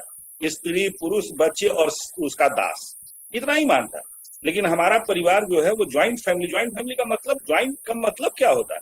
दादा, दादी, नाना। आज हम बता रहे हैं आप लोगों को व्यवहारिक अनुभव के आधार पर भी। डॉक्टर मित्र हमारे पॉलिटिकल साइंस के टीचर, और टीचर से ज्यादा मेडिकल प्रोफेशन में मेरे मित्र हैं, और मैंने व्यक्तिगत तौर पर मैंने देखा है कि आज बच्चों का विकास में बच्चे देर से बोल रहे हैं। डॉक्टर कहते हैं कि साहब इसको समाज, माँ बाप घर से बाहर निकल गए, या तो उसको बोर्डिंग में डाल दिया, वो अपनी बात कह नहीं पाता है, समझ नहीं पाता है। हितोपदेश की कहानी उसको समझ में नहीं आती है, उसको वीरता की कहानी समझ में नहीं आती है। शिवाजी ऐसे बने थे तो उनकी माता का बड़ा योगदान था। माता को तो फुर्सत ही नहीं है पाश्चात्य संस्कृति के हिसाब से, उसको तो अर्थ कमाने में लगा हुआ है। यहाँ शंकर लाल जी ने उसकी चर्चा की, धर्म, अर्थ, काम और मोक्ष का संतुलन है, संतुलित है। इसकी चर्चा प्रमोद जी ने भी की कि साहब ये जो हमारा संतुलित है, एकांकी हमारा जो दर्शन है, प्राचीन का दर्शन है, एकांकी नहीं है। तो मैं केवल इतना कहना चाहता हूँ, आप लोग उसके विशेषज्ञ हैं। मैंने ये समझा कि परिवार की संस्था ने हमको इस रूप में बनाया। आप लोग, एक प्रश्न किया गया कि साहब डेविएशन है और वो ठीक है कि नहीं है, भेदभाव है कि नहीं, उस पर मैं आऊंगा। आप देखिए, ये बात सही है कि रेप की घटनाएं होती है, ये बात सही है, लिव इन रिलेशनशिप होता है, ये बात सही है कि परिवार टूटता है, ये बात सही है कि इसमें कहीं दो राय नहीं हो सकती है कि ओल्ड एज होम्स बन रहे हैं। लेकिन जितनी हमारी आबादी है, जितनी हमारी विविधता है, इस विविधता की चर्चा की और हमारी संस्कृति की उत्कृष्टता जिस तरह से प्रमोद जी ने रखा कि कितना संख्या है, आप उंगली पर गिन सकते हैं, उंगली पर भी नहीं गिन सकते। इसकी वजह क्या है? अधिकांश लोग उसको नहीं मानते हैं। आज भी कोविड में एक आध घटना ऐसी घटी है कि अपने संबंधियों को लोगों ने नहीं जलाया, लेकिन दूसरे लोग निकल करके आते हैं। मैं खुद ही इस वीक में, हमारे एक मित्र का डेथ हुआ, लाख कुछ भी हो जाए, जो भी होगा, जिंदा रहेंगे कि नहीं रहेंगे, हमारे परिवार में परवरिश ऐसे हुई है कि उस अवसर पर हम शामिल होंगे, हम प्रोटेक्शन लेंगे, लेकिन शामिल होंगे। ये हमारा परिवार हमको सिखाता है। बच्चों को, आज बच्चे जो औरतों के प्रति सम्मान करते हैं, प्रमोद जी का बच्चा गुरु के प्रति आदर करना उसको कोई दूसरे जगह नहीं सिखाया, प्रमोद जी ने उसको सिखाया, उसी परिवार का हिस्सा है। उनको वही प्यार मिला है जो प्यार कोई उनको दे सकता है। और अगर अंबेडकर को भी मिला था, शिवाजी राव अगर नहीं होते तो अंबेडकर नहीं होते। और हिंदुस्तान की ये रवायत रही है। रैदास को आप देखिए ना, कौन थे, कबीर कौन थे, ये आज की परंपरा नहीं है। और बाबा रामदेव कौन है, उनकी जाति क्या है, लोग सम्मान करते हैं। योग्यता आधारित व्यवस्था मित्रों रही है, हमारा प्राचीन विजडम यही रहा। इसीलिए द्रोणाचार्य ब्राह्मण होते हुए भी क्षत्रिय होते हैं, और व्यवस्था जब उनकी होती है तो सारा, और उनको मालूम था कि हम गलत कर रहे हैं। आज गलत करने वाले को मालूम नहीं होता है कि हम गलत कर रहे हैं। हमारा परिवार जो है सो कि आप देखिए, मुसलमान का परिवार हो, हिंदू का परिवार हो, किसी का परिवार हो, अपने बच्चों को कहता है, शहादत होती है तो कहता है कि हमको फक्र महसूस होता है। ये हमारे माँ ने सिखाया है, ये हमारे परिवार की दादियों ने सिखाया है। आज जो कुछ भी महिलाओं के प्रति मान सम्मान है, आप देख लीजिए, उस परिवार के बच्चे ऐसा कोई काम नहीं करेंगे जिसका परिवार के रूप में चल रहा है, जिसमें दादा हो, दादी हो, या माँ बाप ही हो, बाल बच्चों को समय देता हो, अर्थ को ही नहीं मानता हो। ये हमारा विजडम, धर्म, अर्थ, काम और मोक्ष का संतुलन। हम इसीलिए मैंने कहा कि परिवार की जितनी महिमा गाई जाए, आज लाख विकृतियों के बावजूद डेविएशन आया है, हम उसको कुछ नहीं कर सकते हैं। इसलिए नहीं कुछ कर सकते हैं मित्रों, कोविड आया है, हम उसको कुछ नहीं कर सकते हैं, उससे सावधान रह सकते हैं, उससे हम बच सकते हैं, उससे निजात पाने की कोशिश कर सकते हैं। और दुनिया के जितने दार्शनिक हुए, थोड़ा बहुत मैं पढ़ा हूँ, हीगेल हुआ, वो भी कहता है change is inevitable of nature, marks भी कहता है चेंज इनएविटेबल ऑफ नेचर, लेकिन दोनों एक सीमा में जाके कहते हैं इसके बाद चेंज नहीं होगा, क्योंकि उनको पूर्वाग्रह हो गया। वो कहते हैं कि साहब स्टेट के बाद कोई चेंज नहीं होगा, just there is physical evolution beyond man, there is no spiritual evolution beyond the state, उसके बाद लेकिन चेंज नहीं होगा। लेकिन अंतर्राष्ट्रीय संगठन बन गया। मार्क्स भी कहता है कि साहब एक के बाद जो है सो कि डिक्टेटरशिप की प्रोलेटेरिएट हो जाएगा, साम्यवाद हो जाएगा, उसके बाद चेंज नहीं होगा। चेंज फिर भी हो रहा है, आप देख रहे हैं। और भारतीय संस्कृति मानता है परिवर्तन होगा, परिवर्तन को हम रोक नहीं सकते। परिवर्तन के बहुत सारे कारण होते हैं, लेकिन उस परिवर्तन के समय ही जरूरत पड़ती है कि हमारा जो प्राचीन जो ज्ञान है, और वो वैज्ञानिक है प्रमुख, और वैज्ञानिक नहीं होता तो आज दुनिया भारत की श्रेष्ठता स्वीकार नहीं करती। आज आप देख रहे हैं कि विपरीत परिस्थिति में चाणक्य का वो दिमाग है, हमारा प्राचीन ज्ञान है कि दोस्त किसको बनाना। हम जानते हैं कि पड़ोसी हमारा मित्र अरी होगा, शत्रु होगा, राजनीति शास्त्र के विद्यार्थी के नाम हमको चारों तरफ से घेरा जाएगा, लेकिन हम कैसे निकलेंगे ये हमको पता है। परिवार, आप बड़ा अच्छा हरन जी ने कहा कि जब बीमार पड़े तो घर की तरफ भागते हैं। अभी भी मालूम है कि घर की संस्था, लेकिन जिसका घर ही नहीं है, जिनको शारीरिक केवल मतलब है, तो वो तो मैरिज डे मनाते हैं इसलिए कि उनको 2 साल साथ रह गए तो बहुत हो गया उनके लिए। उनका जो है सो कि वो, जैसा कि हॉब्स ने बताया कि जो हमारे ऑर्गन्स हैं वो रिएक्ट करते हैं ऑब्जेक्ट्स के प्रति, तो उनका ऑब्जेक्ट्स जो है सो कि लगता है दूसरे जगह अच्छा लगने लगता है तो वहां चले जाते हैं। उनको पता नहीं कि हमारा जो परिवार है, हमारे जो बच्चे हैं, हमारा जो संस्कार है, वो आगे आने वाले। इसीलिए अमेरिका में साइकेट्रिक्स की संख्या बढ़ रही है, बहुत वैभवशाली है। मैं इसलिए कह रहा था कि सुसंस्कृत है, और सुसंस्कृत का मतलब कि केवल बाहरी धन, कपड़ा लत्ता फकीर की तरह पहने हुए हैं, लेकिन चिंता परम त्याग। भारत की संस्कृति त्याग की ऐसी है, जिसका एक छोटा सा उदाहरण है कि एक ऋषि नहा रहे थे और उनके बिच्छू था, वो गिर गया था, किसी पेड़ से ऊपर में था, तो उसको उठा के रख रहे थे वो बाहर, तो बार बार काट लेता था, फिर गिर जाता था। तो एक आदमी गृहस्थ था, बड़ा समझदार था, कल के पश्चात जगह तो लगा क्या कर रहे हैं, हमारा मूर्ख वाला काम कर रहे हो, तो उसको क्यों बचा रहे हो, तुमको बार बार काट रहा है। तो बोले कि देखो वो तो उसकी प्रवृत्ति है तो डंक मारेगा। तो जब वो अपनी प्रवृत्ति नहीं छोड़ रहा है, बचाने जा रहे हैं, फिर भी तो हम संत होकर अपनी प्रवृत्ति कैसे छोड़ते हैं। ये हमारी भारतीय संस्कृति, सनातन संस्कृति है, जो हमारी कमजोरी भी रही और कमजोरी रही। जो ठीक कहा प्रमोद जी ने, जो कर्म आधारित व्यवस्था, बहुत सारे उदाहरण आप देखिए ना साहब। व्यास का उदाहरण भाई हरेंद्र जी ने दिया था। आप जरा विदुर का उदाहरण देखिए ना, दासी पुत्र से पैदा हुए। आप जरा कर्ण का उदाहरण देखिए ना। आप जरा सा भीम का जो पुत्र रहा, घटोत्कच का उदाहरण देखिए ना, उसको सम्मान वही मिला कि नहीं मिला। अम्बेडकर साहब को आप देखिए, एक प्रश्न जो किया था शैलेंद्र जी ने, संभवतः हाँ शैलेंद्र जी ने प्रश्न किया है, उनको बहुत अपमान हुआ। उनको जितना अपमानित किया गया, वो जितनी डिग्रियां उनके पास थी, जितने काबिल आदमी थे, वो पाश्चात्य में तो बस जाते, लेकिन उनको मालूम था, वो कहते थे कि हमारी जो सनातन संस्कृति है वो ये नहीं कहती है इस कैंची से तो आप गधा घोड़े का बाल काटते हैं तो वो खराब नहीं होता है, लेकिन किसी शूद्र का जिसको आप कहते हैं उसका काट लीजिएगा तो हो जाएगा। तर्क कीजिए, वो तो चुनौती देते थे। और यही ज्ञान परंपरा, तर्क की परंपरा, वो हिंदुस्तान में ही संभव है। यहाँ रेजिमेंटेशन ऑफ आइडियाज नहीं होगा। दुनिया में सब जगह किसी न किसी रूप में रेजिमेंटेशन हो, जहां रेजिमेंटेशन होगा वहां बौद्धिक विरासत नहीं होगी। इस पर शंकर जी, मैं राजनीति शास्त्र के विद्यार्थी के नाते आपको कहना चाहता हूँ, धारिति धर्म, धर्म क्या है? देखिए, पूरी दुनिया में एक ही तरह से जब सोचते हैं, एक तरह से ज्ञान से, तो क्या कहते हैं? हम कहते हैं धारिति धर्म, पिता का धर्म, पुत्र का धर्म, शिक्षक का धर्म, प्रमोद जी का धर्म, सबका धर्म का मतलब। धर्म का की व्याख्या की है काने ने, बहुत बहुत बड़ी किताबें लिखी धर्मशास्त्र पर, 6 वॉल्यूम लिखा उन्होंने, और उस पर उनको पहला और अभी तक के अंतिम आदमी है इनको की भारत रत्न मिला। वो क्या लिखते हैं सेकंड रूल में? धर्म क्या है? रिचुअसनेस, पवित्र भाव से किया जाने वाला दायित्व, तो केवल ड्यूटी नहीं, टीचर है 50 मिनट क्लास ले, नहीं, पवित्र भाव से। जैसे माँ रोटी खिलाती है, और होटल में भी हम लोग खाते हैं, तो माँ खिलाती है तो सोचती है कि 2 कौर हमारा बच्चा ज्यादा कैसे खा लेगा, कौन सी बनावे, बेटा आ रहा है, प्रमोद जी की वाइफ चिंतित रहती है, बेटा बाहर अगर पड़ा आता है उसको क्या अच्छा लगता है। वो माता का पवित्र भाव से किया जाने वाला दायित्व। वो शिक्षक सोचता है कि हमारे बच्चे स्पष्ट तौर पर समझ जाए, वो धर्म का पालन कर रहा है, रेस्ट ड्यूटी कर रहे हैं।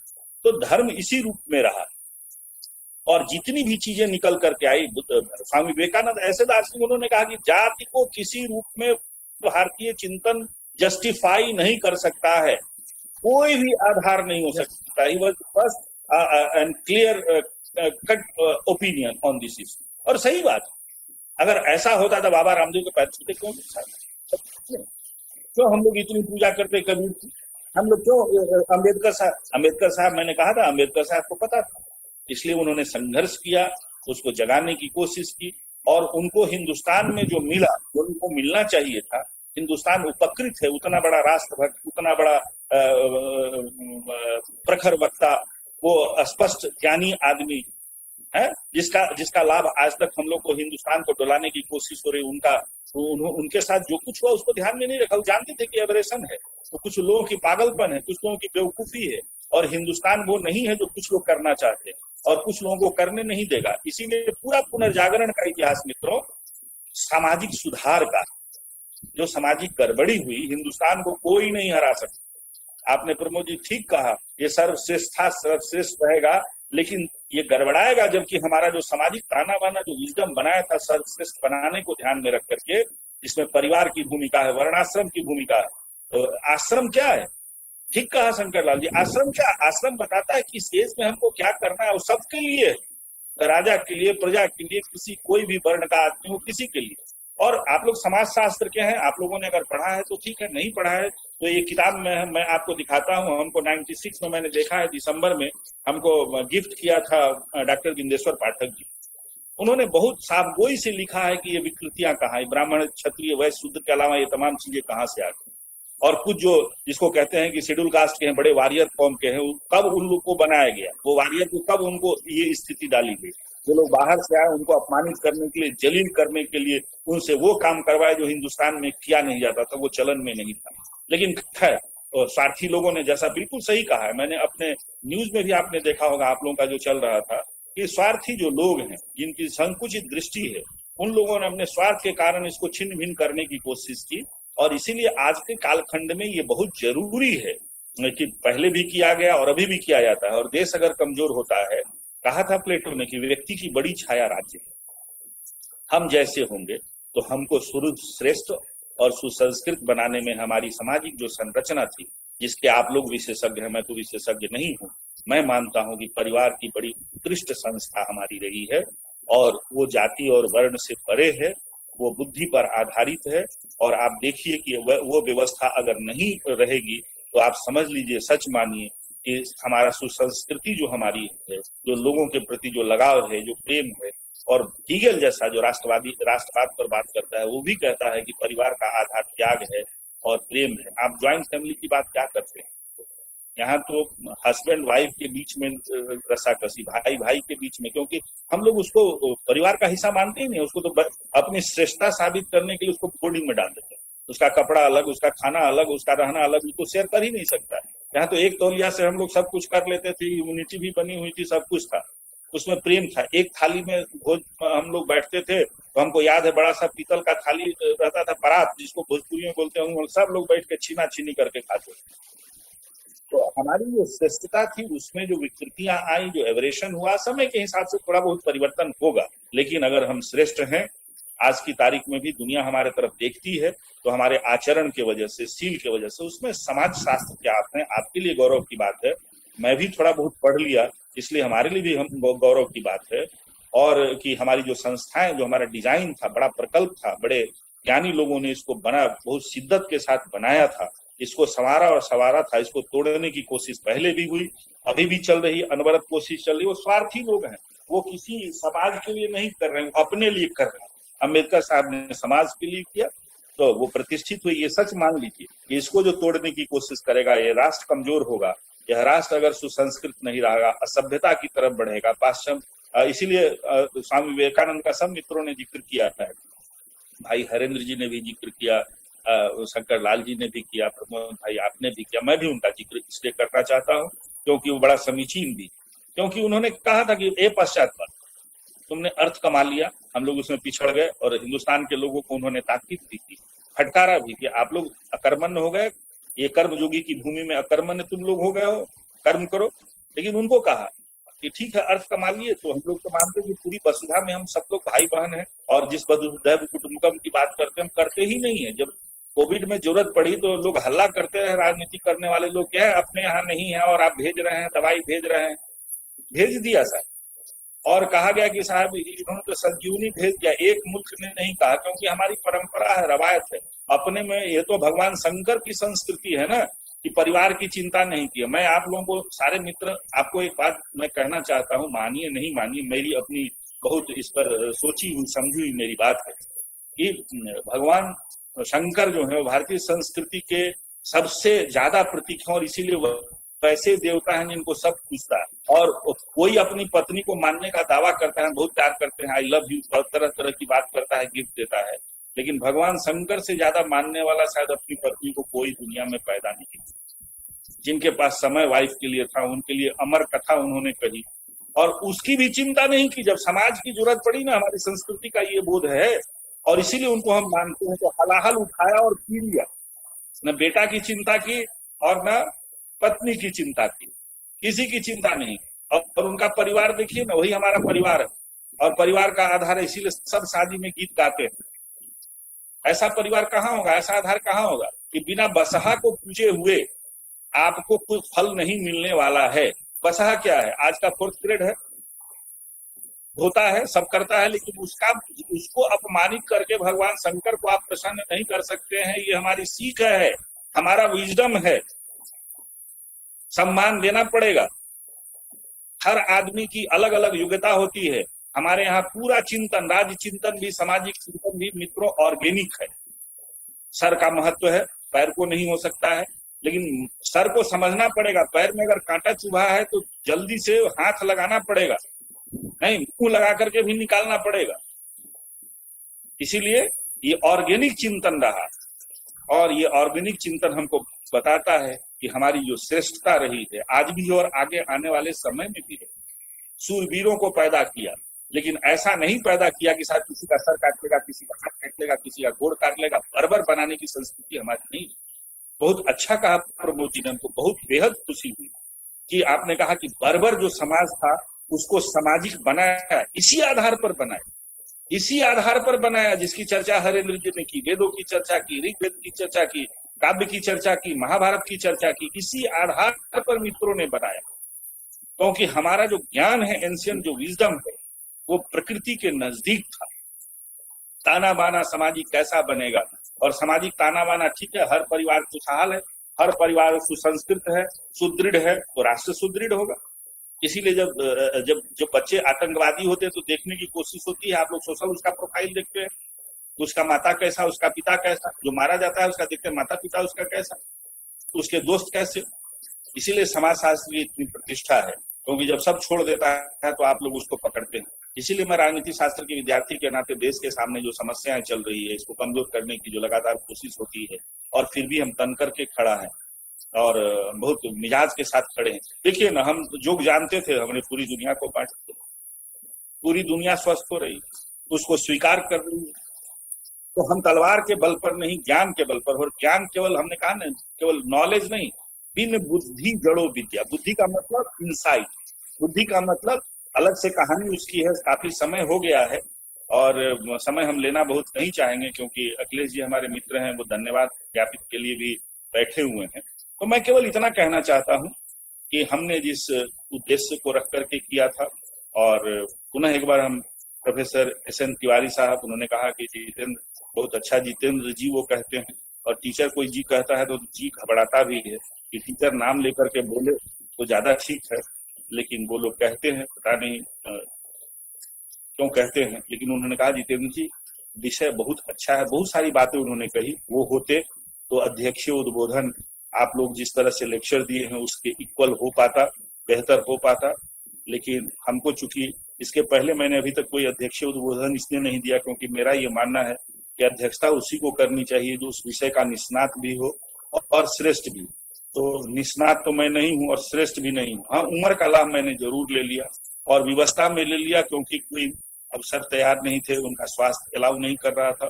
और मैंने तो मुखिया जी, हम लोग कहते हैं विद्या जी को, तो मैंने कहा कि भाई जाकर के भी देखो, दीप भी जला करके उद्घाटित कर दे तो हम लोगों के लिए बहुत गौरव की बात होगी। लेकिन उस स्थिति में नहीं है, उम्र का अपना असर होता है, तो संन्यास आश्रम की स्थिति होती है और संतुलित होने के लिए जरूरी है कब्र में पैर पड़ा रहे।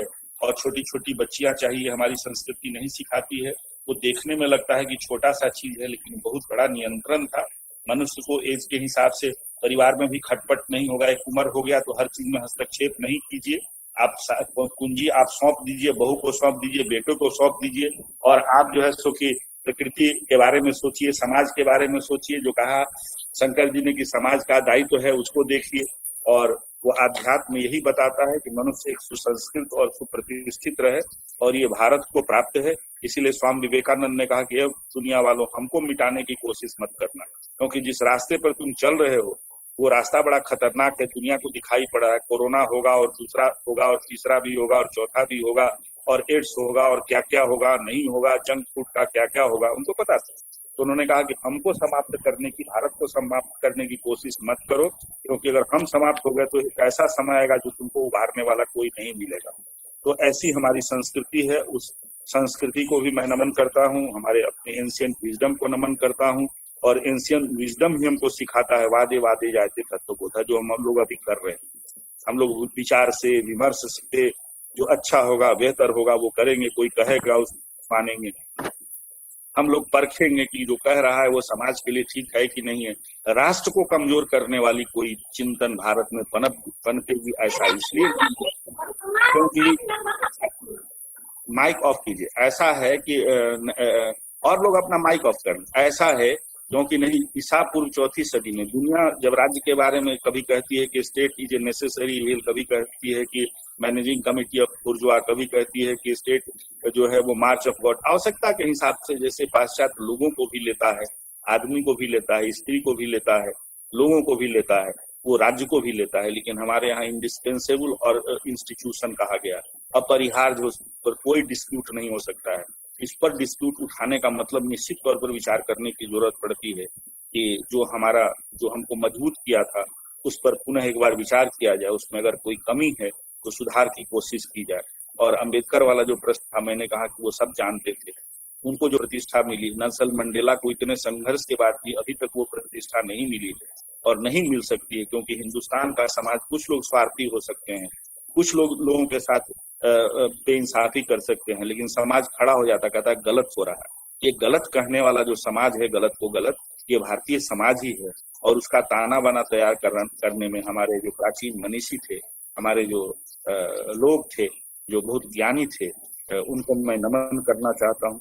और अब मैं आप लोगों का के प्रति आभार भी व्यक्त करना चाहता हूँ। लगातार आप लोग बने हुए रहे, मुख्य अतिथि का भी, प्रमोद जी आपका भी, शंकर लाल जी आपका भी, और अपने मित्र, अपने सहकर्मी श्री अखिलेश जायसवाल जी से मैं निवेदन करता हूं कि वो विधिवत आप लोगों के लिए धन्यवाद ज्ञापित करें। श्री अखिलेश जायसवाल जी।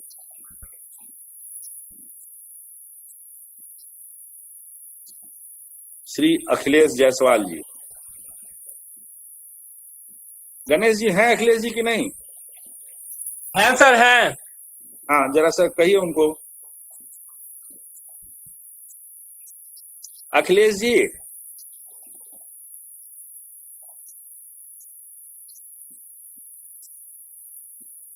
श्री अखिलेश जायसवाल जी, अखिलेश जी यही करिए वेबिनार सर, आप म्यूट में हैं, अनम्यूट करिए। आप अखिलेश सर, आप अनम्यूट करिए सर। सर आपकी आवाज नहीं आ रही है। म्यूट करें तब हमें लगता है आवाज आ जाएगी। बता दीजिए ना कैसे करेंगे। लाल वाला बटन हो तो बोलिए, लाल वाला बटन होगा माइक का, उसको दाब दीजिए। हाँ हाँ आवाज आ रही है सर। आ रही हेलो। बोलिए, बोलिए हाँ बोलिए हाँ, थैंक यू बोलिए। सर, थैंक यू, आपने मुझे मौका दिया वोट ऑफ थैंक्स करने के लिए। सर्वप्रथम मैं ज़्यादा समय न लेते हुए आज के वेबिनार के जो कि टॉपिक था social design of ancient wisdom in making श्रेष्ठ एंड सुसंस्कृत भारत, उस पर गहराई से और विस्तृत प्रकाश डालने के लिए मैं आज के वेबिनार के चीफ गेस्ट और की स्पीकर प्रोफेसर एच.एन. मिश्रा, जो कि Atal Bihari Vajpayee institute of good governance and policy analysis Bhopal के सीनियर कंसल्टेंट हैं, उनका अपने तरफ से और department of political science Lalit Narayan Mithila की तरफ से दिल से धन्यवाद देते हैं और उनका आभार व्यक्त करते हैं कि उन्होंने हम लोगों को हमारे प्राचीन संस्कृति सभ्यता और प्राचीन सभ्यता के बारे में गहराई से जानकारी दी और हमें प्रकाश की तरफ ले गए और हमें उनसे परिचित कराया। दूसरा, मैं आज के वेबिनार के चेयरपर्सन और हमारे विभागाध्यक्ष भी प्रोफेसर जितेंद्र नारायण सर का भी मैं धन्यवाद देना चाहूँगा, उनका आभार कि वो लगातार इस कोविड-19 के दौरान भी वो अध्यापन कार्य में, अध्ययन के कार्य में लगातार लगे हुए हैं और हमेशा वो 2 दिन 4 दिन 5 दिन के अंतराल पे हमेशा कोई न कोई वेबिनार और फेसबुक लाइव पे लेक्चर और इस तरह के कार्यक्रम आयोजित करते रहे हैं।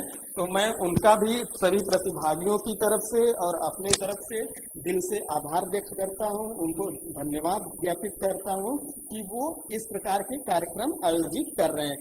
आज के distinguished guest panelist doctor Pramod Kumar Chaudhary sir, जो कि मगध यूनिवर्सिटी के सोशियोलॉजी डिपार्टमेंट के भूतपूर्व विभागाध्यक्ष रहे हैं और वर्तमान में वहाँ के आचार्य हैं, मैं उनका भी धन्यवाद ज्ञापित करता हूँ कि उन्होंने इस विषय पे, इस रिलेवेंट विषय पे अपना ज्ञान प्रसारित किया और सभी प्रतिभागियों को और हम लोगों को इससे लाभान्वित किया।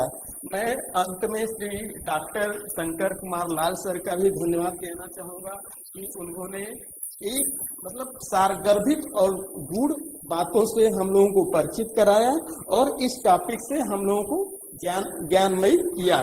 अंत में मैं इस वेबिनार के जो अन्य सहयोगकर्ता हैं टेक्निकल कमेटी में डॉक्टर चंदन ठाकुर, श्री संतोष कुमार जी, श्री गणेश पासवान जी, इन लोगों का भी मैं धन्यवाद देता हूं क्योंकि इनके सहयोग से ही ये वेबिनार सफल हो पाया और मैं सभी प्रतिभागियों को भी धन्यवाद देता हूं कि वो इतने धैर्यपूर्वक इस वेबिनार है और इस वेबिनार से जो भी निकल के सामने आया उससे लाभान्वित हुए।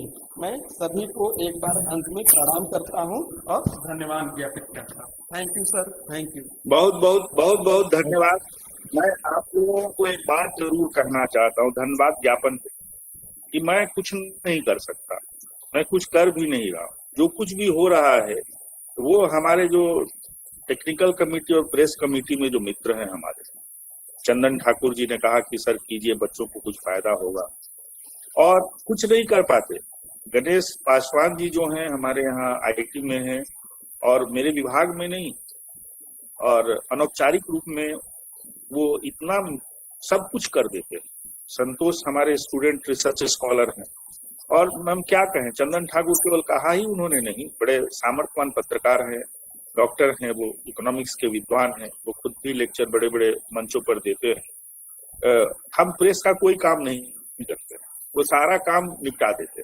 तो मैं तो कुछ करता ही नहीं, मैं तो एक निमित्त मात्र हूँ, एक सिंबल हूँ। और इन लोगों की हमारे प्रेस और मीडिया तो हमको अपना हिस्सा मान करके हमको जो गौरव देती है। आप देखिए हमारे जो छात्र हैं, हम सतीश जी हैं प्रभात खबर, वो इतना शिद्दत से उनकी टीम है, बिट्टू जी हैं, वो लोग काम करते हैं। हमारे सीनियर हैं प्रोफेसर दयानंद झा, वो हम क्या कहें। हमारे आपने देखा होगा जो आप लोगों को वीडियो भेजे हैं, वो सबसे यहाँ प्रतिष्ठित लोकल में चैनल है संतोष झा दत्त जी, उसको करते। वो कितना बढ़िया न्यूज और कितना स्पेस देते हैं। तो हम सब लोगों के प्रति बहुत हम आभारी हैं। और प्रीतम जी हमारे स्टूडेंट रहे हैं, लेकिन बहुत बड़े सामर्थ्यवान पत्रकार हैं। और सारे लोग, बहुत लोग नहीं लिख पाते हैं क्योंकि स्पेस नहीं होता है। हमारे ऐसे हिंदुस्तान टाइम्स में हमारे मित्र हैं, वो चाह करके विष्णु कुमार जी नहीं लिख पाते हैं क्योंकि स्पेस नहीं होता है। फिर भी हम सब लोगों के प्रति आभार व्यक्त करते हैं। तमाम प्रतिभागी, आपके बिना तो ये कार्यक्रम हो ही नहीं सकता है। और पुनः आप लोगों का, भाई धीरेन्द्र जी, आपको क्या कहूँ, प्रमोद जी, खुश रहिए, मस्त रहिए, स्वस्थ रहिए। और आप लोगों को प्रसन्नता होती है ना, क्योंकि आप लोग सब लोग मिथिलांचल का पताका जो है हमको यहाँ छोड़ दिए हैं आप लोग, और शंकर लाल जी को दिल्ली तक फैलाते हैं, प्रसारित करते हैं।